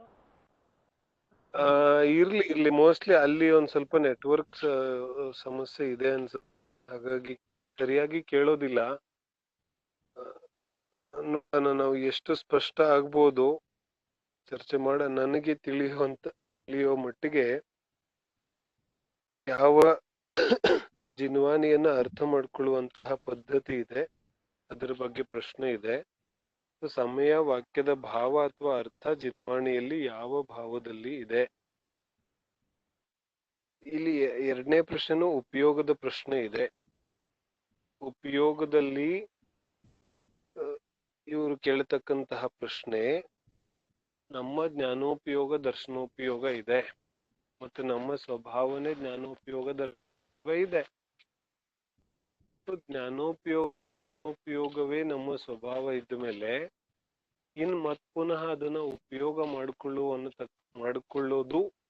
ಮಾಡಿಕೊಳ್ಳಬೇಕು ಅನ್ನತಕ್ಕಂತಹ ಯಾವ ವಿಚಾರ ಇದೆ ಅದು ಅರ್ಥ ಆಗೋದಿಲ್ಲ. ಅದು ಸಂದೇಹವನ್ನು ಉಂಟು ಮಾಡುತ್ತೆ. ಪ್ರಶ್ನೆ ಎಲ್ಲರಿಗೂ ಅರ್ಥ ಆಗುತ್ತೆ. ಏನ್ ಹೇಳ್ತಿದ್ದಾರೆ, ಉಪಯೋಗದ ಪ್ರಯೋಗದ ಬಗ್ಗೆ ನಾವು ಚರ್ಚೆ ಮಾಡಿದ್ವಲ್ಲ, ಉಪಯೋಗವನ್ನ ನಾವು ಸರಿಯಾಗಿ ಬಳಸ್ಕೊಳ್ಬೇಕು ಅಂತ ನಾವೇನ್ ಹೇಳ್ತಾ ಇದ್ದೀವಿ, ಅದು ಒಂದು ಕಡೆಗಿದೆ. ಮತ್ತೆ ಇನ್ನೊಂದು ಕಡೆಗೆ ಏನ್ ಹೇಳ್ತಾರೆ, ಉಪಯೋಗವೇ ನಮ್ಮ ಸ್ವಭಾವ ಇದೆ. ಮತ್ತೆ ಸ್ವಭಾವ ಇದ್ಮೇಲೆ ಆಟೋಮೆಟಿಕ್ಲಿ ಅದು ಬಳಕೆಯಲ್ಲಿ ಇದೆ. ಏನ್ ಬಳಕೆ ಮಾಡೋದು ಅನ್ನೋದು ಪ್ರಶ್ನೆ. ಸೊ ನಿಜವಾಗಿ ಉಪಯೋಗದ ಪ್ರಯೋಗ ಏನಿದೆ ಇದು ಬಹಳ ಸ್ಪಷ್ಟ ಇದೆ. ನೀವು ಹೇಳಿರೋ ಪ್ರಕಾರ ಉಪಯೋಗ ನಮ್ಮ ಸ್ವಭಾವ ಇದೆ, ನಿಜ. ಮತ್ತು ಅದು ಪ್ರತಿ ಸಮಯ ಬಳಕೆಯಲ್ಲೂ ಇದೆ, ಖಂಡಿತವಾಗ್ಲೂ ಇದೆ. ಬಳಕೆಯಲ್ಲೂ ಇದೆ, ನಮ್ಮ ಸ್ವಭಾವನೂ ಇದೆ ಅಂದ್ಮೇಲೆ ಇನ್ನೇನ್ ಸಮಸ್ಯೆ ಇದೆ? ಹೇಳ್ತಾರೆ ಎಲ್ಲಿ ಬಳಕೆ ಆಗ್ಬೇಕು ಅಲ್ಲಿ ಬಳಕೆ ಆಗಲ್ಲ. ನಮ್ಮ ಮಗ ಇದ್ದಾನೆ, ನಮ್ಮ ಮಗ ಕೆಲ್ಸನೂ ಮಾಡ್ತಾನೆ, ದಿನಾಪೂರ್ತಿ ಕೆಲಸ ಮಾಡ್ತಾನೆ. ದಿನಾಪೂರ್ತಿ ಕೆಲಸ ಮಾಡ್ತಾನೆ ಅಂದ್ಮೇಲೆ ನಿಮಗ್ ಸಮಸ್ಯೆ ಏನು? ಈ ಕೆಲ್ಸ ಮಾಡ್ತಾನೆ, ಆದ್ರೆ ನಮ್ಮ ಮನೆದ್ ಮಾಡೋದಿಲ್ಲ, ಪಕ್ಕದ ಮನೆಯವ್ರ ಕೆಲ್ಸ ಮಾಡ್ತಾನೆ ಹೇಳ್ತಾರೆ. ಸೊ ನಮಗೆ ಎಷ್ಟು ಆನಂದ ಆಗುತ್ತೆ, ಇಂಥ ಕೆಲ್ಸ ತಗೊಂಡ್ ಏನ್ ಮಾಡೋದು? ನಮ್ಮ ಮಗ ನಮಗ್ ಪ್ರಯೋಜನಕ್ಕೆ ಬರದೆ ಹೋದ್ಮೇಲೆ ಅವನ್ ತಗೊಂಡ್ ಏನ್ ಮಾಡೋದು? ಅವ್ನ್ ಇದ್ದು ಇಲ್ಲದಂಗೆ. ಏನ್ ಹೇಳ್ತಾರೆ, ನಮ್ಮ ಸ್ವಂತ ಮಗ ಇದ್ದು ಇಲ್ದಂಗೆ. ಯಾಕೆ? ನಮ್ಮ ಮಗ ನಮ್ಮ ಕೆಲ್ಸಕ್ಕೆ ಬರ್ದಿದ್ದ ಮೇಲೆ ಅವನೇನ್ ಪ್ರಯೋಜನಕ್ಕೆ? ಹಾಗೆ ಜೀವದ ಉಪಯೋಗ ಜೀವಕ್ಕೆ ಕೆಲಸಕ್ಕೆ ಬರ್ದೇ ಇದ್ದ ಮೇಲೆ ಆ ಉಪಯೋಗ ಸರಿಯಾಗಿ ಎಲ್ಲಿ ಪ್ರಯೋಗ ಆಗುತ್ತಾ ಇದೆ? ಉಪಯೋಗ ಜೀವದ್ದೇನಿದೆ ಅದು ಜೀವದಲ್ಲೇ ಇರ್ಬೇಕಿತ್ತು. ಜೀವದ ಉಪಯೋಗ ಜೀವವನ್ನೇ ತಿಳಿಬೇಕಿತ್ತು. ಆದ್ರೆ ಜೀವದ ಉಪಯೋಗ ಪರದ್ರವ್ಯವನ್ನ ತಿಳಿಯುತ್ತೆ, ಪರದ್ರವ್ಯವನ್ನ ನಾನು ಅಂತ ತಿಳಿಯುತ್ತೆ. ಪರದ್ರವ್ಯಗಳಲ್ಲಿ, ಪರಭಾವಗಳಲ್ಲಿ, ಪರ ಪರ್ಯಾಯಗಳಲ್ಲಿ ಅವುಗಳಲ್ಲಿ ಉಪಯೋಗ ಓಡಾಡ್ತಾ ಇರುತ್ತೆ. ಅವುಗಳಲ್ಲಿ ಉಪಯೋಗ ಓಡಾಡ್ತಾ ಇದ್ಮೇಲೆ ನನ್ನ ಉಪಯೋಗದ ಪ್ರಯೋಜನ ಏನಾಯ್ತು? ಯಾಕಂದ್ರೆ ನನ್ನ ಜ್ಞಾನ ನನಗೋಸ್ಕರ, ನನ್ನನ್ನು ನಾನುಗೋಸ್ಕರ ಇತ್ತು. ಜೀವದ್ರವ್ಯಕ್ಕೆ ಯಾವ ಜ್ಞಾನ ಇದೆ ಅದು ಪ್ರಪಂಚವನ್ನ ತಿಳಿಯಕ್ಕೋಸ್ಕರ ಇಲ್ಲ. क्या कहते हैं, समझ में आती है बात? जो ಜ್ಞಾನ ಮಿಲಾ ಹೈ, ಯಾವುದು ಜ್ಞಾನ ಸಿಕ್ಕಿದೆ ಆ ಜ್ಞಾನ ಪ್ರಪಂಚವನ್ನ ತಿಳಿಯಕ್ಕೋಸ್ಕರ ಸಿಕ್ಕಿಲ್ಲ. ನಮ್ಗೇನ್ ಅನ್ಸುತ್ತೆ ಎಷ್ಟೆಷ್ಟು ತಿಳಿಯತ್ತೆ. ಪ್ರಪಂಚದಲ್ಲಿ ಜ್ಞಾನ ಅಂತ ಅಂದ ತಕ್ಷಣನೇ ಅನ್ಯ ಅನೇಕ ಹೊಸ ಹೊಸ ವಿಷಯಗಳನ್ನ ತಿಳಿಯೋದು. ಹೊಸ ವಿಷಯ ಯಾವುದ್ರ ಬಗ್ಗೆ? ಪರದ್ರವ್ಯದ ಬಗ್ಗೆ, ಪುದ್ಗಲದ ಬಗ್ಗೆ, ಅಜೀವದ ಬಗ್ಗೆ. ಅದಕ್ಕೆ ಜ್ಞಾನ ಅಂತ ಕರಿತೀವಿ ಇದು ಪ್ರಪಂಚದಲ್ಲಿ.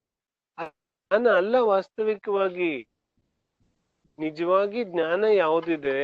ನನ್ನನ್ನು ನಾನು ತಿಳಿಯೋದು ಜ್ಞಾನ ಇದೆ. ಅದು ನಿಜವಾದ ಜ್ಞಾನ ಇದೆ.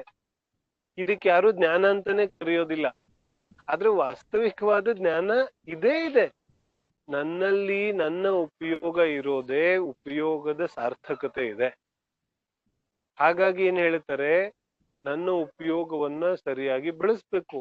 ಸರಿಯಾಗಿ ಬಳಸ್ಬೇಕು ಅಂದ್ರೆ ಉಪಯೋಗ ಪರದ್ರವ್ಯ ಪರಪದಾರ್ಥಗಳಲ್ಲಿ ಯಾವುದು ಪರಿಭ್ರಮಣೆ ಮಾಡ್ತಾ ಇದೆ ಜ್ಞಾನದರ್ಶನ, ಅವುಗಳು ಜ್ಞಾನ ಸ್ವಯಂ ಜ್ಞಾನವನ್ನೇ ತಿಳಿಯೋದು. ಸ್ವಲ್ಪ ಗಮನ ಎಚ್ಚರವಾಗಿ ಕೇಳಬೇಕು. ಏನ್ ಹೇಳ್ತಿದ್ದಾರೆ? ಜ್ಞಾನ ಸ್ವಯಂ ತನ್ನ ಜ್ಞಾನವನ್ನೇ ತಿಳಿಯೋದು, ಅದು ಜ್ಞಾನದ ಸಾರ್ಥಕತೆ ಇದೆ. ಅರ್ಥ ಆಗತ್ತೆ? ನಾ ಇನ್ನೊಂದ್ಸಲಿ ಹೇಳ್ತೇನೆ.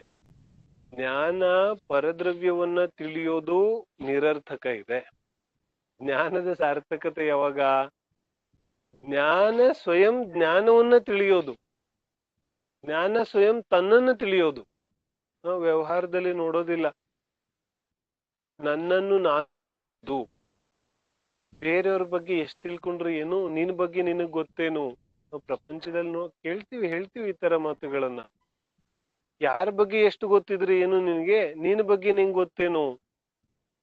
ನಿನ್ನ ಯಾವ ವೀಕ್ನೆಸ್ ಇದೆ, ನಿನ್ನ ಯಾವ ಸ್ಟ್ರೆಂತ್ ಇದೆ, ಅದರ ಬಗ್ಗೆ ನಿಂಗೆ ಗೊತ್ತೇನು? ನನ್ನ ಬಗ್ಗೆ ನನಗ್ ಗೊತ್ತಿರ್ಬೇಕು ತಾನೆ ಮೊದ್ಲು. ಹಾಗೆ ಜ್ಞಾನ ಎಷ್ಟು ಪದಾರ್ಥಗಳನ್ನ ತಿಳ್ಕೊಂಡ್ರೆ ಏನು? ಜ್ಞಾನಕ್ಕೆ ನಾನ್ ಯಾರು? ತನ್ನನ್ನ ತಾನು ಆ ಜ್ಞಾನ ತಿಳಿತಾ ಇದೆಯೇನು?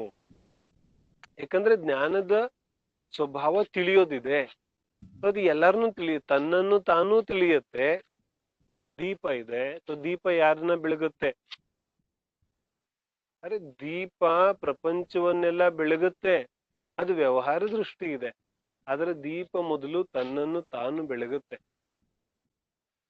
ಉದಾಹರಣೆ ಏಕದೇಶ ಇರುತ್ತೆ, ಹಾಗಾಗಿ ಅದನ್ನ ಪೂರ್ತಿ ಘಟನೆ ಮಾಡೋದಿಲ್ಲ. ಆದ್ರೆ ದೀಪ ತನ್ನನ್ನು ತಾನು ಬೆಳಗುತ್ತೆ, ಆಮೇಲೆ ಇಡೀ ಪ್ರಪಂಚದ ವಿಚಾರ ಬರುತ್ತೆ. ಹಾಗೆ ಜ್ಞಾನ ತನ್ನನ್ನು ತಾನು ಮೊದಲು ತಿಳಿಬೇಕು, ಆಮೇಲೆ ಲೋಕಾಲೋಕವನ್ನ ತಿಳಿಯೋದೆಲ್ಲ ಇದ್ದೇ ಇದೆ, ಸಹಜವಾಗಿ ತಿಳಿದು ಬರುತ್ತೆ. ಅದಕ್ಕೆ ನಿಯಮ ಸಾರದಲ್ಲಿ ಕುಂದು ಸ್ವಾಮಿ ಹೇಳುತ್ತಾರೆ, ಕೇವಲ ಜ್ಞಾನಿ ಲೋಕಾಲೋಕವನ್ನ ತಿಳಿಯೋದು ವ್ಯವಹಾರ ಇದೆ, ವ್ಯವಹಾರ ನಯದಿಂದ ಕಥನ ಇದೆ. ನಯದಿಂದಂತೂ ಕೇವಲ ಜ್ಞಾನಿ ತನ್ನನ್ನ ತಾನು ತಿಳಿತಾರೆ. ಸಕಲ ಗೇಯ ಗಾಯಕ ತದಪಿ ನಿಜಾನಂದ ರಸಲೀನ್. ಎಲ್ಲಾ ಜ್ಞೇಯ, ಎಲ್ಲಾ ಲೋಕಾಲೋಕವನ್ನ ತಿಳಿತಾ ಇದ್ರು ಕೂಡ ಜಿನೇಂದ್ರ ಭಗವಂತ ನಿಜ ಆತ್ಮನಲ್ಲಿ ಲೀನವಾಗಿರ್ತಾರೆ. ಅವರಿಗೆ ಪರಪದಾರ್ಥಗಳಿಂದ ಏನೂ ಆಗ್ಬೇಕಾಗಿಲ್ಲ. ಹಾಗಾಗಿ ನನ್ನನ್ನು ನಾನು ತಿಳಿಯೋದರ ಒಂದು ದೃಷ್ಟಿಯಿಂದ, ಜ್ಞಾನವನ್ನ ಜ್ಞಾನ ಸ್ವಯಂ ತಿಳಿಯೋ ದೃಷ್ಟಿಯಿಂದ ಈ ರೀತಿಯಾದ ವಾಕ್ಯಗಳನ್ನ ನಾವು ಪ್ರಯೋಗ ಮಾಡ್ತೇವೆ. ನಿಯಮ ಸಾರದಲ್ಲಿ ಅಥವಾ ಛಡಾಲದಲ್ಲೂ ಪದ್ಯ ಬರುತ್ತೆ, ದ್ರವ್ಯ ಸಂಗ್ರಹದಲ್ಲೂ ಬರುತ್ತೆ. ಏನ ಮೊದಲು ರೂಪಸ್ಥ ಧ್ಯಾನ, ಅದಾದ್ಮೇಲೆ ರೂಪಾತೀತ ಧ್ಯಾನ. ಸ್ವಲ್ಪ ಹಿಂದೆ ಕೂಡ ಚರ್ಚೆ ಬಂದಿತ್ತು.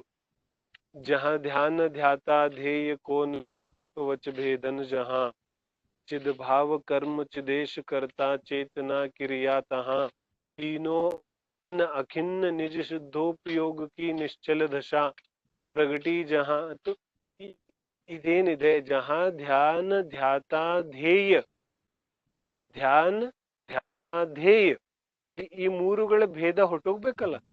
ಧ್ಯಾನ ಧ್ಯಾತ ಧ್ಯೇಯ. ನಾನು ಧ್ಯಾನ ಮಾಡ್ತಾ ಇದ್ದೇನೆ, ಧ್ಯಾನ ಅನ್ನೋದು ನನ್ನ ಕರ್ಮ. ಧ್ಯಾನ ಮಾಡ್ತಾ ಇದ್ದಾರೆ ಕಿ ನಾನ್ ಧ್ಯಾನ ಮಾಡ್ತಾ ಇದ್ದೇನೆ, ನೀನೇನ್ ಮಾಡ್ತಾ ಇದೀಯಾ ಕಿ ನಾನ್ ಧ್ಯಾನ ಮಾಡ್ತಾ ಇದ್ದೇನೆ. ಧ್ಯಾತ ಅಂದ್ರೆ ಧ್ಯಾನ ಮಾಡುವವನು, ಧ್ಯಾನ ಅಂದ್ರೆ ಕರ್ಮ, ಮತ್ತು ಧ್ಯೇಯ ಅಂದ್ರೆ ಯಾರನ್ನ ಧ್ಯಾನ ಮಾಡ್ತಾ ಇದೀಯಾ ಕಿ ನನ್ನನ್ನು ನಾನು ಧ್ಯಾನ ಮಾಡ್ತಾ ಇದ್ದೇನೆ. ಈ ಮೂರು ಯಾವ ಭೇದಗಳಿದೆ ಇದೆಲ್ಲ ಹೊಟ್ಟೋದ್ಮೇಲೆ, ಯಾವಾಗ ಅಭಿನ್ನ ನಾನು ನನ್ನನ್ನ ಧ್ಯಾನ ಮಾಡ್ತಿದ್ದೀನಿ ಅನ್ನತಕ್ಕಂತಹ ಯಾವ ಭೇದ ಇದೆ ಇದು ಹೊರಟೋಗಿ ನಾನು ನನ್ನನ್ನು ಧ್ಯಾನ ಇವೆಲ್ಲ ಮೂರು ಒಂದಾದಾಗ ಭಿನ್ನ ಆದಾಗ ಇವುಗಳ ಯಾವ ವಿಕಲ್ಪ ಇದೆ ಅದೆಲ್ಲ ಹೊರಟೋದಾಗ ಆಗ ವಾಸ್ತವಿಕವಾಗಿ ನಿಜವಾದ ಯಾವ ಆತ್ಮಾನುಭೂತಿ ಇದೆ ನಿಜವಾದ ಅತಿ ಆನಂದ ಇದೆ ಅದು ಪ್ರಗಟ ಆಗುತ್ತೆ. ಆ ದೃಷ್ಟಿಯಿಂದ ಪ್ರಯೋಗದ ವಿಚಾರ ಇಲ್ಲಿದೆ. ಆ ದೃಷ್ಟಿಯಿಂದ ಇಲ್ಲಿ ಅದನ್ನ ತಿಳಿಬೇಕಾಗುತ್ತೆ.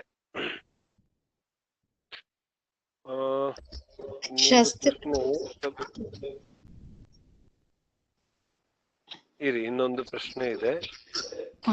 ಸಪ್ತರ್ಷಿಗಳು ಎಂದರೆ ಯಾರು? ಸಪ್ತ ಚರ್ಚೆ ಜಿನವಾಣಿಯಲ್ಲಿ ಬರುತ್ತೆ. 7 ಪದ್ಮಪುರಾಣದಲ್ಲಿ ವಿಸ್ತೃತವಾಗಿ ಕಥೆ ಇತ್ಯಾದಿಗಳನ್ನ ಅಲ್ಲಿಂದ ಓದಬಹುದು.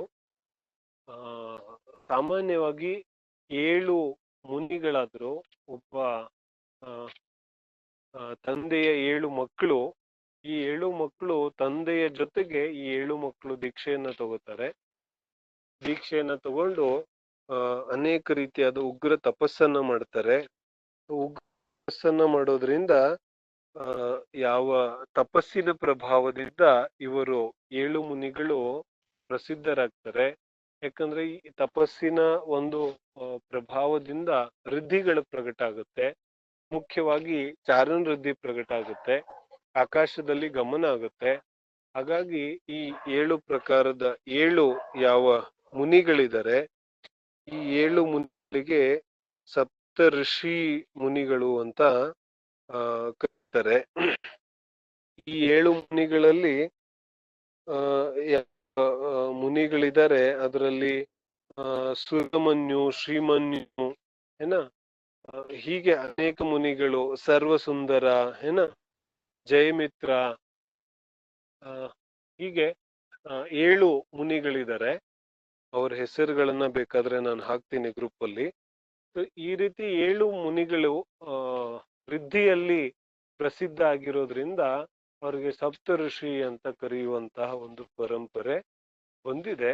ಮುನಿಗಳು ಭಾವಲಿಂಗಿ ಸಂತ ಆಗಿರೋದ್ರಿಂದ ಅವರ ಒಂದು ಮುನಿ ಅವಸ್ಥೆಗೆ ವಿನಯವನ್ನ ಸಲ್ಲಿಸುವ ದೃಷ್ಟಿಯಿಂದ ಅವರ ಒಂದು ತಪದ ಪ್ರಭಾವವನ್ನ ಸ್ಪಷ್ಟಪಡಿಸುವಂತಹ ದೃಷ್ಟಿಯಿಂದ ಸಪ್ತ ಋಷಿ ಅಂತ ಈ 7 ಮುನಿಗಳು ಪ್ರಸಿದ್ಧ ಆಗಿದ್ದಾರೆ. ಇದರ ಪೂರ್ತಿ ಕಥೆಯನ್ನ ನಾವು ಮಹಾಪುರಾಣದಲ್ಲಿ ಓದಬಹುದು. ಪದ್ಮಪುರಾಣದಲ್ಲಿ ಓದಬಹುದು. ಪದ್ಮಪುರಾಣದಲ್ಲಿ ನಾನು ಅದರ ಎಲ್ಲಿ ಈ ಪ್ರಕರಣ ಬರುತ್ತೆ ಅನ್ನೋದನ್ನ ನಾನು ಹಾಕ್ತೀನಿ. ಬಹುಶಃ ಪ್ರಾರಂಭದಲ್ಲೇ ಬರುತ್ತೆ. ಒಂದು 80-90 ಶ್ಲೋಕದ ಆಸುಪಾಸದಲ್ಲಿ ಬರುತ್ತೆ. ನಾನು ಅದನ್ನ ಗ್ರೂಪ್ ಅಲ್ಲಿ ಹಾಕ್ತೀನಿ. ಆ ಪ್ರಕರಣವನ್ನ ವಿಷಯದವರು ಓದಬಹುದು. ಮುಂದಿನ ಪ್ರಶ್ನೆ ದ್ರವ್ಯ ಮೋಕ್ಷ ಮತ್ತು ಭಾವಮೋಕ್ಷ. ದ್ರವ್ಯ ಮೋಕ್ಷ ಮತ್ತು ಭಾವಮೋಕ್ಷದ ಯಾವ ಚರ್ಚೆ ಇದೆ ಅದರಲ್ಲಿ ಮುಖ್ಯ ಏನಿದೆ ಅಂತ ಹೇಳಿದ್ರೆ, ದ್ರವ್ಯ ಮೋಕ್ಷದಲ್ಲಿ ಶರೀರದ ಅಭಾವ ಮತ್ತು ಕರ್ಮಗಳ ಅಭಾವ ಇದರ ಒಂದು ಮುಖ್ಯತೆ ಇದೆ. ಈ ಶರೀರ ಮತ್ತು ಕರ್ಮಗಳ ಅಭಾವ ದೃಷ್ಟಿಯಿಂದ ದ್ರವ್ಯ ಮೋಕ್ಷ ಇದೆ. ಭಾವಮೋಕ್ಷ ಮೋಹರಾಗದ್ವೇಷಗಳ ಸಂಪೂರ್ಣ ನಿವೃತ್ತಿಯ ಅಪೇಕ್ಷೆಯಿಂದ ಭಾವಮೋಕ್ಷ ಇದೆ. ನೋಡುವಂತಹ ದೃಷ್ಟಿ, ನಾವು ಭಾವನೆಗಳನ್ನ ನೋಡುವಂತಹ ದೃಷ್ಟಿ ಇದ್ರೆ, ಭಾವನೆಗಳ ನಿವೃತ್ತಿಯನ್ನ ನೋಡ್ತಾ ಇದ್ರೆ ಅದು ಭಾವಮೋಕ್ಷ ಆಗುತ್ತೆ. ನಾವು ಶರೀರ ಮತ್ತು ಕರ್ಮಗಳನ್ನ ನೋಡ್ತಾ ಇದ್ರೆ ಅದು ದ್ರವ್ಯ ಮೋಕ್ಷ ಅನ್ಸ್ಕೊಳ್ಳುತ್ತೆ. ವಾಸ್ತವಿಕವಾಗಿ ಅರ್ಹಂತ ಅವಸ್ಥೆಯಲ್ಲೇ ಭಾವಮೋಕ್ಷ ಆಗೋಗುತ್ತೆ. ಯಾಕಂದ್ರೆ ಮೋಹ ಹೊರಟೋಗುತ್ತೆ. ಆದ್ರೂ ಕೂಡ 4 ಘಾತಿ ಕರ್ಮಗಳು ಶೇಷ ಇರೋದ್ರಿಂದ ಇನ್ನೂ ಸಂಪೂರ್ಣವಾಗಿ ಮೋಕ್ಷ ಆಯ್ತು ಅಂತ ನಾವು ಉಲ್ಲೇಖ ಮಾಡ್ಲಿಕ್ಕೆ ಸಾಧ್ಯ ಇಲ್ಲ. ಹಾಗಾಗಿ ಅರ್ಹಂತ ಅವಸ್ಥೆ ಆದ ನಂತರ ಮೋಕ್ಷ ಆಯ್ತು ಅಂತ ಹೇಳ್ತೇವೆ. ಆದ್ರೆ ಯಾವ ಮೋಕ್ಷ ಇದೆ ಅದು ಮೋಹ ರಾಗದ್ವೇಷಗಳ ಸಂಪೂರ್ಣ ನಿವೃತ್ತಿಯ ಹೆಸರು ಭಾವಮೋಕ್ಷ ಇದೆ. ಅದರ ಈ ನೋಡುವಂತಹ ಯಾವ ದೃಷ್ಟಿ ಇದೆಯಲ್ಲ ಇದು ಮಹತ್ವಪೂರ್ಣ ಇದೆ. ಅದೇ ರೀತಿ ಯಾವ ಸಮಯ ಸಾರದಲ್ಲಿ ಸಮ್ಯಕ್ ದೃಷ್ಟಿ ಜೀವಕ್ಕೆ ದೃಷ್ಟಿ ಮುಕ್ತ ಅಂತ ಕರೀತಾರೆ. ದೃಷ್ಟಿ ಮುಕ್ತ ಅಂದ್ರೆ ದೃಷ್ಟಿಯಿಂದ ಶುದ್ಧೆಯಲ್ಲಿ ಸಮಸ್ತ ಪ್ರಪಂಚವನ್ನ ಪರ ಅಂತ ಸಮ್ಯಕ್ ದೃಷ್ಟಿ ಶ್ರದ್ಧೆ ಮಾಡ್ಬಿಡ್ತಾನೆ. ಏನ್ ಹೇಳ್ತಾರೆ, ಇನ್ನು ಗೃಹಸ್ಥ ಇದ್ದಾನೆ, ಚತುರ್ಥ ಗುಣಸ್ಥಾನದಲ್ಲಿ ಇದ್ದಾನೆ, ಆದ್ರೆ ಶುದ್ಧೆ ಸಂಪೂರ್ಣ ಶುದ್ಧ ಇದೆ. ಎಷ್ಟು ಶುದ್ಧ ಇದೆ ಅಂದ್ರೆ ಸಿದ್ಧ ಪರಮೇಷ್ಠಿಯಷ್ಟು ಅವನ ಶುದ್ಧ ಇದೆ. ಹಾಗಾಗಿ ಆಚಾರ್ಯ ಅಮೃತಚಂದ್ರ ಸ್ವಾಮಿ ಏನ್ ಹೇಳ್ತಾರೆ, ದೃಷ್ಟಿ ಮುಕ್ತ ಜಿನ್. ದೃಷ್ಟಿ ಮುಕ್ತ ಅಂದ್ರೆ ದೃಷ್ಟಿ ಸಮ್ಯಕ್ ದರ್ಶನ ಯಾವ ಶ್ರದ್ಧೆ ಇದೆ ಆ ಶ್ರದ್ಧೆಯ ದೃಷ್ಟಿಯಿಂದ ಸಮ್ಯಕ್ ದೃಷ್ಟಿ ಸಂಪೂರ್ಣ ಪ್ರಪಂಚವನ್ನ ಪರ ಅಂತ. ಹಾಗಾಗಿ ಅವನ ಮೋಕ್ಷ ಇಲ್ಲೇ ಆಗೋಗಿದೆ, ಅದಕ್ಕೆ ದೃಷ್ಟಿ ಮುಕ್ತ ಅಂತ ಕರೀತಾರೆ. ಅರ್ಹಂತವಸ್ಥೆಯಲ್ಲಿ ಭಾವ ಮೋಕ್ಷ ಆಗುತ್ತೆ, ಆದ್ರೆ ದ್ರವ್ಯ ಮೋಕ್ಷ ಯಾವ ಶರೀರ ಮತ್ತು 8 ಕರ್ಮಗಳ ನಿವೃತ್ತಿ ಇದೆ ಅದು ಅರ್ಹತೆ ಅಥವಾ 13-14ನೇ ಗುಣಸ್ಥಾನ ಆದ ನಂತರ ಆಗುತ್ತೆ. ಅದಕ್ಕೆ ನಾವು ದ್ರವ್ಯ ಮೋಕ್ಷ ಅಂತ ಕರೀತೇವೆ. ಮೋಹ ರಾಗ ದ್ವೇಷಗಳ ನಿವೃತ್ತಿ ಭಾವ ಮೋಕ್ಷ ಇದೆ, ಮತ್ತು ಶರೀರ ಹಾಗೂ ಅಷ್ಟದರ ಕರ್ಮಗಳ ಯಾವ ನಿವೃತ್ತಿ ಇದೆ ಅದು ದ್ರವ್ಯ ಮೋಕ್ಷ ಇದೆ.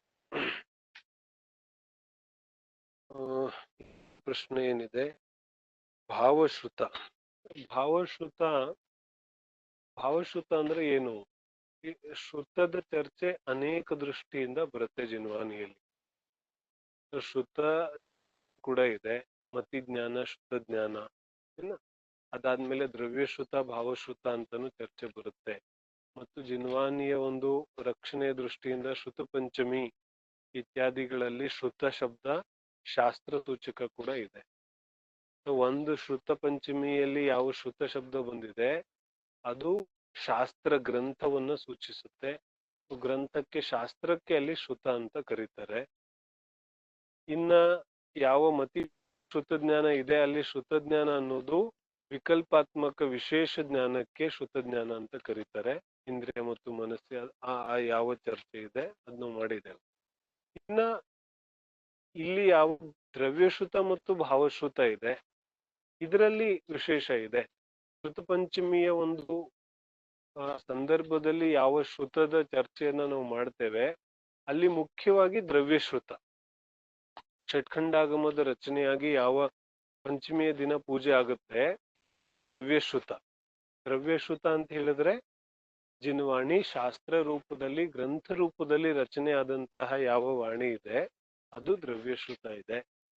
ಇನ್ನು ಭಾವಶ್ರುತ ಯಾವುದು? ಆ ಗ್ರಂಥಗಳ ಮಾಧ್ಯಮದಿಂದ ಆ ಗ್ರಂಥಗಳ ನಿಮಿತ್ತದಿಂದ ಜೀವ ತನ್ನಲ್ಲಿ ತಾನು ಪಡೆಯುವಂತಹ ಯಾವ ಜ್ಞಾನ ವಿಶೇಷ ಇದೆ ಅದರ ಹೆಸರು ಭಾವಶ್ರುತ ಇದೆ.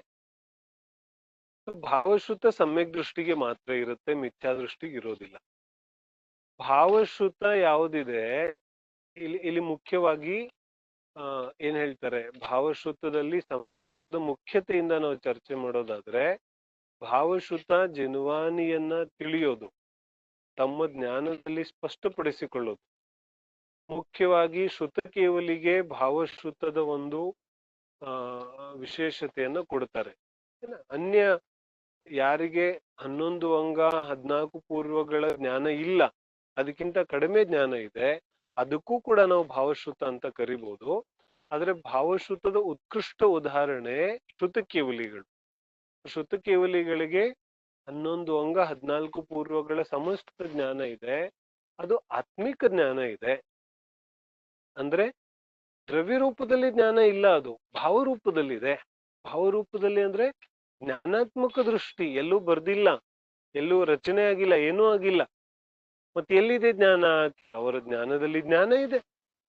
ಆ ಯಾವ ಆತ್ಮನ ಜ್ಞಾನ ಇದೆ, ಆತ್ಮನ ಒಂದು ಜ್ಞಾನ ಗುಣದಲ್ಲಿ ಯಾವ ಸಂಪೂರ್ಣ 11 ಅಂಗ 14 ಪೂರ್ವದ ಯಾವ ಜ್ಞಾನ ಇದೆ ಆ ಜ್ಞಾನಕ್ಕೆ, ಜಿನ್ವಾಣಿಯ ಜ್ಞಾನಕ್ಕೆ ನಾವು ಭಾವಶ್ರುತ ಅಂತ ಕರೀತೇವೆ. ಭಾವಾತ್ಮಕವಾದಂತಹ ಜ್ಞಾನ ಭಾವಶ್ರುತ ಇದೆ. ಶಾಸ್ತ್ರ ಗ್ರಂಥಗಳ ರೂಪ ಭೌತಿಕವಾಗಿ ಅಕ್ಷರ ರೂಪದಲ್ಲಿ ಯಾವ ರಚನೆ ಇದೆ ಅದು ದ್ರವ್ಯಶ್ರುತ ಇದೆ. ಅದಕ್ಕೆ ನಾವು ದ್ರವ್ಯಶ್ರುತ ಅಂತ ಕರಿತೇವೆ. ಹ ಈಗ ಎಲ್ಲಾ ಪ್ರಶ್ನೆಗಳು ಮುಗಿತು ಅಂತ ಅನ್ಸುತ್ತೆ. ಈಗ ಯಾರಿಗೇನ್ ಪ್ರಶ್ನೆ ಇದೆ ಕೇಳ್ಬೋದು. ಜೈ ಜಿನೇಂದ್ರ, ಕೇಳಿಸ್ತಾ ಇದೆಯಾ? ಇದು ನೀವು ಶಾಸ್ತ್ರದಲ್ಲಿ ಜ್ಞಾನ ಇಲ್ಲ ಅಂತ ಹೇಳಿದ್ರಲ್ಲ, ಅದು ಹೇಗೆ ಸಾಧ್ಯ ಆಗುತ್ತೆ ಅಂತ? ಶಾಸ್ತ್ರದಲ್ಲಿ ಜ್ಞಾನ ಇರೋದನ್ನ ನೋಡ್ಕೊಂಡೆ ನಮಗೆ ಜ್ಞಾನ ಮಾಡ್ಕೊಳಕ್ ಆಗೋದಲ್ವಾ? ಹ ಅಲ್ಲ, ಇದನ್ನ ಆವಾಗ್ಲೇ ನಾವು ತುಂಬಾ ವಿಸ್ತೃತವಾಗಿ ಚರ್ಚೆ ಮಾಡಿದ್ದೇವೆ. ಅಲ್ಲ, ಅದೆಲ್ಲ ಸರಿ. ನಾವೇನ್ ಚರ್ಚೆ ಮಾಡಿದ್ದು, ಜ್ಞಾನ ಅನ್ನುವಂತ ಗುಣ ಇದೆ, ಅದು ಎಲ್ಲಿದೆ? ಜ್ಞಾನ ಗುಣ ಎಲ್ಲಿದೆ? ಎಲ್ಲಿ ಸಿಗುತ್ತೆ ನಮ್ಗೆ? ಜೀವದಲ್ಲಿ. ಜೀವದಲ್ಲಿ ಸಿಗುತ್ತೆ. ಜ್ಞಾನ ಗುಣ ನಾವು ಶಾಸ್ತ್ರದಲ್ಲಿ ಹುಡುಕಿದ್ರೆ ಸಿಗತ್ತೇನು? ಅಂದ್ರೆ ನಾವು ಶಾಸ್ತ್ರ ಓದೋದ್ರಿಂದ ಜ್ಞಾನ ಆಗುತ್ತಲ್ವಾ? ಅಲ್ಲ, ಅದು ನೆಕ್ಸ್ಟ್ ಪ್ರಶ್ನೆ, ಅದ್ರ ಬಗ್ಗೆ ನೆಕ್ಸ್ಟ್ ಮಾಡೋಣ. ಫಸ್ಟ್ ಏನ್ ನಮ್ಗೆ ಸ್ಪಷ್ಟ ಆಗ್ಬೇಕು, ಮಿಸ್ಟಿಕ್ಕಿಂದ ಹೋಗೋದಾದ್ರೆ ಜೀವದಲ್ಲಿ ಜ್ಞಾನ ಇದೆ ಅಂತ ಗೊತ್ತಾಯ್ತು. ಈಗ ಜೀವದಲ್ಲಿ ಜ್ಞಾನ ಇದೆ ಅಂದ್ಮೇಲೆ ಜೀವ ಹೇಗ್ ಬೇಕೋ ಹಾಗೆ ಜ್ಞಾನ ಪಡಿತಾನೆ. ಜೀವದಲ್ಲಿ ಜ್ಞಾನ ಇದ್ಮೇಲೆ ಜ್ಞಾನ ಫಸ್ಟ್ ಬೇರೆ ಯಾರಿದ್ರೆ ದಯವಿಟ್ಟು ಮ್ಯೂಟ್ ಮಾಡ್ಕೊಳ್ಳಿ. ಸೊ ಜೀವದಲ್ಲಿ ಯಾವ ಜ್ಞಾನ ಇದೆ, ಆ ಜ್ಞಾನ ಜೀವದ್ದಿರೋದ್ರಿಂದ ಜ್ಞಾನ ಮಾಡ್ಕೊಳ್ಳಿಕ್ಕೆ ಜೀವ ಸ್ವತಂತ್ರ ಇದ್ದಾನೆ. ನಾವು ಹೊರಗಡೆ ಈಗ ಒಬ್ಬ ಮುಖ್ಯಮಂತ್ರಿ ಅಥವಾ Pradhan Mantri, Pradhan Mantri is capable to take any type of decision because he has the authority. ಪ್ರಧಾನ ಮಂತ್ರಿಗೆ ಅಧಿಕಾರ ಇದೆ, ಯಾವ ರೀತಿ ಬೇಕಾದ್ರೂ ಅಧಿಕಾರ ತಗೋಬಹುದು. ಆದ್ರೆ ನಾವೇನು ಮಧ್ಯದಲ್ಲಿ ಸೇರಿಸ್ತೀವಿ, ಅರೆ ಪ್ರಧಾನ ಮಂತ್ರಿ ಹೇಗ್ ತಗೊಳಕ್ಕಾಗುತ್ತೆ, ಎಲ್ಲರೂ ಹೇಳಿದ್ರೆ, ಕ್ಯಾಬಿನೆಟ್ ಹೇಳಿದ್ರೆ, ಅವ್ರು ಹೇಳಿದ್ರೆ, ಇವ್ರು ಹೇಳಿದ್ರೆ ತಾನೇ ಪ್ರಧಾನ ಮಂತ್ರಿ ತಗೊಳ್ಳೋದು ನಿರ್ಣಯ. ಆದ್ರೆ ಆಕ್ಚುಲಿ ಪ್ರಧಾನ ಮಂತ್ರಿಗೆ ಅಧಿಕಾರ ಇರೋದ್ರಿಂದ ಹೇಗಾದ್ರೂ ಡಿಸಿಷನ್ ಅನ್ನ ತಗೋಬಹುದು. ಹಾಗೆ ಜ್ಞಾನ ಗುಣ ಜೀವದ್ರವ್ಯದಲ್ಲಿದೆ. ಯಾವ ಜ್ಞಾನ ಮಾಡ್ಕೋಬೇಕು, ಯಾವ ರೀತಿಯಾಗಿ ತಿಳಿಬೇಕು, ಏನನ್ನ ತಿಳಿಬೇಕು, ಹೇಗೆ ತಿಳಿಬೇಕು, ಇದೆಲ್ಲ ಜೀವದ ಕೈಯಲ್ಲಿದೆ. ಯಾಕಂದ್ರೆ ಜೀವದ ದ್ರವ್ಯದ ಯಾವ ಜ್ಞಾನ ಇದೆ ಅದು ಸ್ವತಂತ್ರ ಇದೆ. ಈಗ ಯಾವಾಗ ನಾವು ಶಾಸ್ತ್ರದಲ್ಲಿ ಜ್ಞಾನ ಇದೆ ಅಂತ ಒಪ್ಕೋತೇವೆ, ಅವಾಗೇನಾಯ್ತು, ಶಾಸ್ತ್ರದಲ್ಲಿ ಏನೇನ್ ಬರ್ದಿದೆ ಅದೆಲ್ಲ ಜ್ಞಾನ ಆಗ್ಬೇಕು ನಮಗೆ. ನಾವ್ ಇಷ್ಟೊತ್ತೆಲ್ಲ ಚರ್ಚೆ ಮಾಡಿದ್ವಲ್ಲ, ಒಂದೇ ಶಾಸ್ತ್ರ ಇದೆ ಏನ, ಸಮಯ ಸಾರ ಅಥವಾ ತತ್ವಾರ್ಥ ಸೂತ್ರ ಒಂದೇ ಜ್ಞಾನ ಇದೆ, ಒಂದೇ ಗ್ರಂಥ ಇದೆ, ಸೂತ್ರ ಒಂದೇ ಇದೆ, ಸಮ್ಯಕ್ ದರ್ಶನ ಜ್ಞಾನ ಚಾರಿತ್ರಾಣಿ ಮೋಕ್ಷ ಮಾರ್ಗ. ಆದ್ರೆ ಇದನ್ನು ಓದ್ದವ್ರಿಗೆಲ್ಲ ಒಂದೇ ಜ್ಞಾನ ಆಗುತ್ತೇನೋ? ಒಂದೇ ಜ್ಞಾನ ಆಗುತ್ತಿಲ್ವಲ್ಲ. ಇದರ ಅರ್ಥ ಎಲ್ಲ ಒಂದೊಂದ್ ತರ ತಿಳ್ಕೊಳ್ಳುತ್ತೆ. ಜ್ಞಾನ ಎಲ್ಲಿಂದ ಹುಟ್ಟುತ್ತಾ ಇದೆ ಹಾಗಾದ್ರೆ? ಒಂದೇ ಇದ್ರೆ ಒಂದೇ ಜ್ಞಾನ ಅದರಲ್ಲಿ ಇದ್ದ ಮೇಲೆ ಒಂದೇ ತರ ಜ್ಞಾನ ಆಗ್ಬೇಕು ಎಲ್ಲರಿಗೂ, ಆದ್ರೆ ಆಗುತ್ತಿಲ್ಲ. ಹಾಗಾದ್ರೆ ಎಲ್ಲಿಂದ ಬರ್ತಾ ಇದೆ ಜ್ಞಾನ? ಮತ್ತೆ ಶಾಸ್ತ್ರದಲ್ಲಿ ಜ್ಞಾನ ಇದ್ದಿದ್ರೆ ಎಲ್ಲರಿಗೂ ಸಮಾನ ಜ್ಞಾನನೇ ಆಗ್ಬೇಕು. ಯಾಕಂದ್ರೆ ಶಾಸ್ತ್ರದ ಶಬ್ದಗಳೇನ್ ಬದಲಾಗೋದಿಲ್ಲ, ಆದ್ರೆ ಜ್ಞಾನ ಬದಲಾಗುತ್ತೆ. ಜ್ಞಾನ ಹೆಂಗ್ ಬದಲಾಯ್ತು?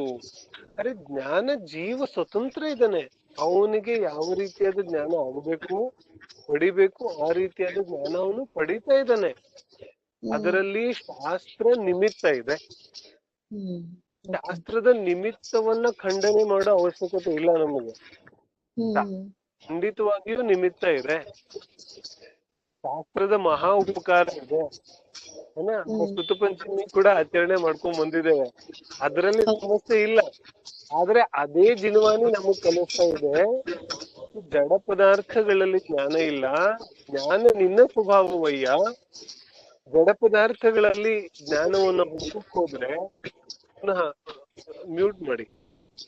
ಜ್ಞಾನ ಪದಾರ್ಥಗಳಲ್ಲಿ, ಜಡ ಪದಾರ್ಥಗಳಲ್ಲಿ ಹುಡುಕಕ್ ಹೋದ್ರೆ ಅದು ಜ್ಞಾನ ಸಿಗೋದೇ ಇಲ್ಲ ನಮ್ಗೆ. ಹೇಗ್ ಸಿಗುತ್ತೆ? ಕೊನೆಗೇನಾಗುತ್ತೆ, ಜ್ಞಾನ ಸಿಗದೇನೆ ನಾವು ಜಡ ಪದಾರ್ಥವನ್ನೇ ಜ್ಞಾನ ಅಂತ ತಿಳಿದು ಅಜ್ಞಾನದಲ್ಲಿಯೇ ಜೀವನ ಕಳೆದು ಹೋಗುತ್ತೆ. ಯಾಕಂದ್ರೆ ಜ್ಞಾನ ನನ್ನಲ್ಲೇ ಇದೆ. ಜ್ಞಾನದ ಸಮುದ್ರ, ಜ್ಞಾನದ ಭಂಡಾರ, ಅನಂತ ಜ್ಞಾನ ಸ್ವರೂಪಿ ನಾನಿದ್ದೇನೆ. ಮತ್ ಅನಂತ ಜ್ಞಾನ ಸ್ವರೂಪಿ, ಅನಂತ ದರ್ಶನ ಸ್ವರೂಪಿ, ಅನಂತ ಜ್ಞಾನದ ಸ್ವಭಾವ ನನ್ನದಿರುವಾಗ ನಾನ್ ಇನ್ನೊಂದು ಕಡೆಗೆ, ಇನ್ನೊಂದು ವಸ್ತುವಿನ ಕಡೆಗೆ ಜ್ಞಾನಕ್ಕೋಸ್ಕರ ಹೋಗುವ ಅವಶ್ಯಕತೆ ಇದೆಯೇನೋ? ಅರ್ಥ ಆಗತ್ತೆ ನಾನೇನ್ ಹೇಳ್ತೀನಿ? ಯಾವ ಕರೋಡ್ಪತಿ ಇದಾನೆ ಏನ, ಅಂಬಾನಿ ಬೇರೆ ವ್ಯಕ್ತಿ ಹತ್ರ ಬೇಡಕ್ ಹೋಗೋ ಅವಶ್ಯಕತೆ ಇದೆಯೇನೋ? ಅಥವಾ ಬೇರೆ ವ್ಯಕ್ತಿ ಕಡೆ ಬೇಡಕ್ ಹೋದ್ರೆ ಅದು ಸೂಕ್ತ ಇದೆಯೇನೋ? ಖಂಡಿತವಾಗ್ಲೂ ಇಲ್ಲ. ಅವನ ಹತ್ರನೇ ಎಲ್ಲ ಇರುವಾಗ ಅವನ್ಯಾಕ್ ಬೇರೆಯವ್ರ ಹತ್ರ ಬೇಡಕ್ ಹೋಗ್ತಾನೆ? ಹಾಗೇನೆ ಜೀವ ಅನಂತ ಜ್ಞಾನ ಸ್ವರೂಪಿ ಇದ್ದಾನೆ. ಅನಂತ ಜ್ಞಾನ ಸ್ವರೂಪಿ ಜೀವ ಪರಪದಾರ್ಥಗಳ ಕಡೆಗೆ ಯಾಕೆ ಹೋಗ್ತಾನೆ? ಯಾಕಂದ್ರೆ ಜ್ಞಾನದ ಭಂಡಾರ ಅವನಲ್ಲೇ ಇದೆ ಏನ. ಇದು ನಿಶ್ಚಯ ನಯದ ಮೂಲ ವಿಚಾರ ಇದೆ. ಆದ್ರೆ ವ್ಯವಹಾರ ನಯದಿಂದ ಶಾಸ್ತ್ರದ ನಿಮಿತ್ತ ಕೂಡ ಅಷ್ಟೇ ಸತ್ಯ ಇದೆ, ಅದೇನು ಅಸತ್ಯ ಇಲ್ಲ. ಶಾಸ್ತ್ರದ ನಿಮಿತ್ತದಿಂದನೇ ನಮಗ್ ಜ್ಞಾನ ಆಗ್ತಾ ಇದೆ. ಆದ್ರೆ ನಿಮಿತ್ತ ಇದೆ ಅಷ್ಟೇ, ನಿಮಿತ್ತದಿಂದ ಕೆಲಸ ಆಗೋದಿಲ್ಲ. ಮುಂದೆ ಇನ್ನೊಂದು ವಾರ 10 ದಿನ ಎಲ್ಲರೂ ತಡ್ಕೊಂಡ್ರೆ ಉಪಾದಾನ ನಿಮಿತ್ತದ ಚರ್ಚೆಯನ್ನ ಮಾಡೋ ಭಾವ ಇದೆ ನನಗೆ. ಉಪಾದಾನ ನಿಮಿತ್ತದ ಚರ್ಚೆಯನ್ನ ನಾವು ಮಾಡ್ತೇವೆ, ಅವಾಗ ಈ ವಿಚಾರ ಇನ್ನೂ ಸ್ಪಷ್ಟವಾಗುತ್ತೆ, ಇನ್ನೂ ಕ್ಲಿಯರ್ ಆಗಿ ಜಿನ್ವಾಣಿಯಲ್ಲಿ ನಿಮಿತ್ತ ಯಾವ್ದಕ್ಕಂದಿದ್ದಾರೆ ಮತ್ತು ಉಪಾದಾನ ಯಾವುದಿದೆ. ನಿಮಿತ್ತದಿಂದ ವಾಸ್ತವಿಕವಾಗಿ ಕೆಲಸ ಆಗೋದಿಲ್ಲ. ಯಾಕಂದ್ರೆ ನಿಮಿತ್ತ is available all the time. ನಿಮಿತ್ತ ಎಲ್ಲಾ ಸಮಯದಲ್ಲೂ ಅವೈಲಬಲ್ ಇರುತ್ತೆ. ಆದ್ರೆ ಉಪಾದಾನ ಶಕ್ತಿ ಜಾಗೃತವಾದಾಗ ಕೆಲಸ ಆಗುತ್ತೆ ಏನ. ಶಾಸ್ತ್ರಗಳು, ನಾವು ಚಿಕ್ಕಂದಿಂದಾನು ಶಾಸ್ತ್ರಗಳು ಉಪಲಬ್ಧನೇ ಇದೆ. 2000 ವರ್ಷಗಳಿಂದ ಉಪಲಬ್ಧ ಇದೆ. ಆದ್ರೆ ನಮಗ್ ಜ್ಞಾನ ಆಗಿದ್ ಇವಾಗ ಶಾಸ್ತ್ರ ನಿಮಿತ್ತ ಆಯ್ತು. ದಿನ ಶಾಸ್ತ್ರ ಇರ್ಲಿಲ್ವೇನೋ? ದಿನಾನೂ ಇತ್ತು. ಇಷ್ಟು ದಿನ ಇತ್ತು ಮಾತ್ರವಲ್ಲ, ಬಹುತೇಕವಾಗಿ ನಾವು ಮೊದಲನೇ ಬಾರಿ ಶಾಸ್ತ್ರವನ್ನು ಓದಿದಾಗ ನಮಗ್ ಜ್ಞಾನನೇ ಆಗಿರೋದಿಲ್ಲ. ಶಾಸ್ತ್ರವನ್ನು ಓದದ್ವಲ್ಲ, ಓದಿದ್ರು ಜ್ಞಾನ ಆಗ್ಲಿಲ್ಲ. ಯಾಕಾಗ್ಲಿಲ್ಲ? ಆ ಜೀವಿಯ ಯಾವ ಉಪಾದಾನ ಯೋಗ್ಯತೆ ಇದೆ ಅದನ್ನ ಮುಖ್ಯವಾಗಿ ಅವಲಂಬನೆ ಆಗುತ್ತೆ. ನಿಮಿತ್ತಗಳು ಖಂಡಿತವಾಗಿಯೂ ಇರುತ್ತೆ. ಹಾಗೂ ವ್ಯಾವಹಾರಿಕವಾಗಿ ನಿಮಿತ್ತಗಳ ಪ್ರಾಮುಖ್ಯತೆ ಕೂಡ ಇದೆ. ನಿಮಿತ್ತಿಗೆ ಕೊಡಬೇಕಾದಂತಹ ಗೌರವವನ್ನ, ಮಹತ್ವತೆಯನ್ನ ಕೂಡ ನಾವು ಬೇಕಿದೆ. ಅದೆಲ್ಲವೂ ಸತ್ಯ ಇದ್ರೂ ಕೂಡ ವಾಸ್ತವಿಕತೆ ಏನಿದೆ? ವಾಸ್ತವಿಕತೆ ಜೀವದ್ರವ್ಯದಲ್ಲಿ ಜ್ಞಾನ ಇದೆ. ಜೀವದ್ರವ್ಯ ಜ್ಞಾನ ಸ್ವರೂಪಿ ಇದೆ. ಹಾಗಾಗಿ ಅವನು ಜ್ಞಾನ ಪಡಿಲಿಕ್ಕೆ ಸ್ವತಂತ್ರ ಇದ್ದಾನೆ. ಜ್ಞಾನ ಪಡಿಲಿಕ್ಕೆ ಅನ್ಯ ದ್ರವ್ಯಗಳ ಪರತಂತ್ರತೆ ಜೀವಕ್ಕೆ ಇರೋದಿಲ್ಲ ಅನ್ನೋದು ಮುಖ್ಯ ಇದೆ. ಇನ್ನು ಅನೇಕ ವಿಚಾರಗಳಿದೆ. ಪ್ರವಚನ ಸಾರದ ಒಂದು ಜ್ಞಾನಜ್ಞೇಯ ತತ್ವ ಪ್ರಜ್ಞಾಪನ ಅಧಿಕಾರವನ್ನ ಸಂಪೂರ್ಣವಾಗಿ ಕುಂದು ಸ್ವಾಮಿ ಇದೇ ಒಂದು ದೃಷ್ಟಿಯಿಂದ ಬರೀತಾರೆ. ಸೊ ಅದೆಲ್ಲ ವಿಚಾರಗಳು ಮುಂದೆ ಮುಂದೆ ಹೋದಂತೆ ನಮಗೆ ಮತ್ತಷ್ಟು ಸ್ಪಷ್ಟವಾಗುತ್ತೆ. ಆಸಕ್ತಿ, ಜಿಜ್ಞಾಸೆ ಹಂಗೆ ಕಂಟಿನ್ಯೂ ಇದ್ರೆ ವಿಚಾರಗಳು ಇನ್ನೂ ಸ್ಪಷ್ಟವಾಗ್ತಾ ಹೋಗುತ್ತೆ.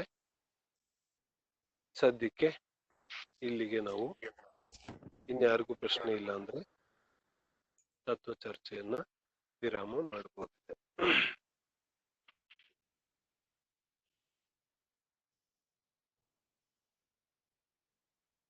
ಜಿನ್ವಾನಿ ಸ್ತುತಿ.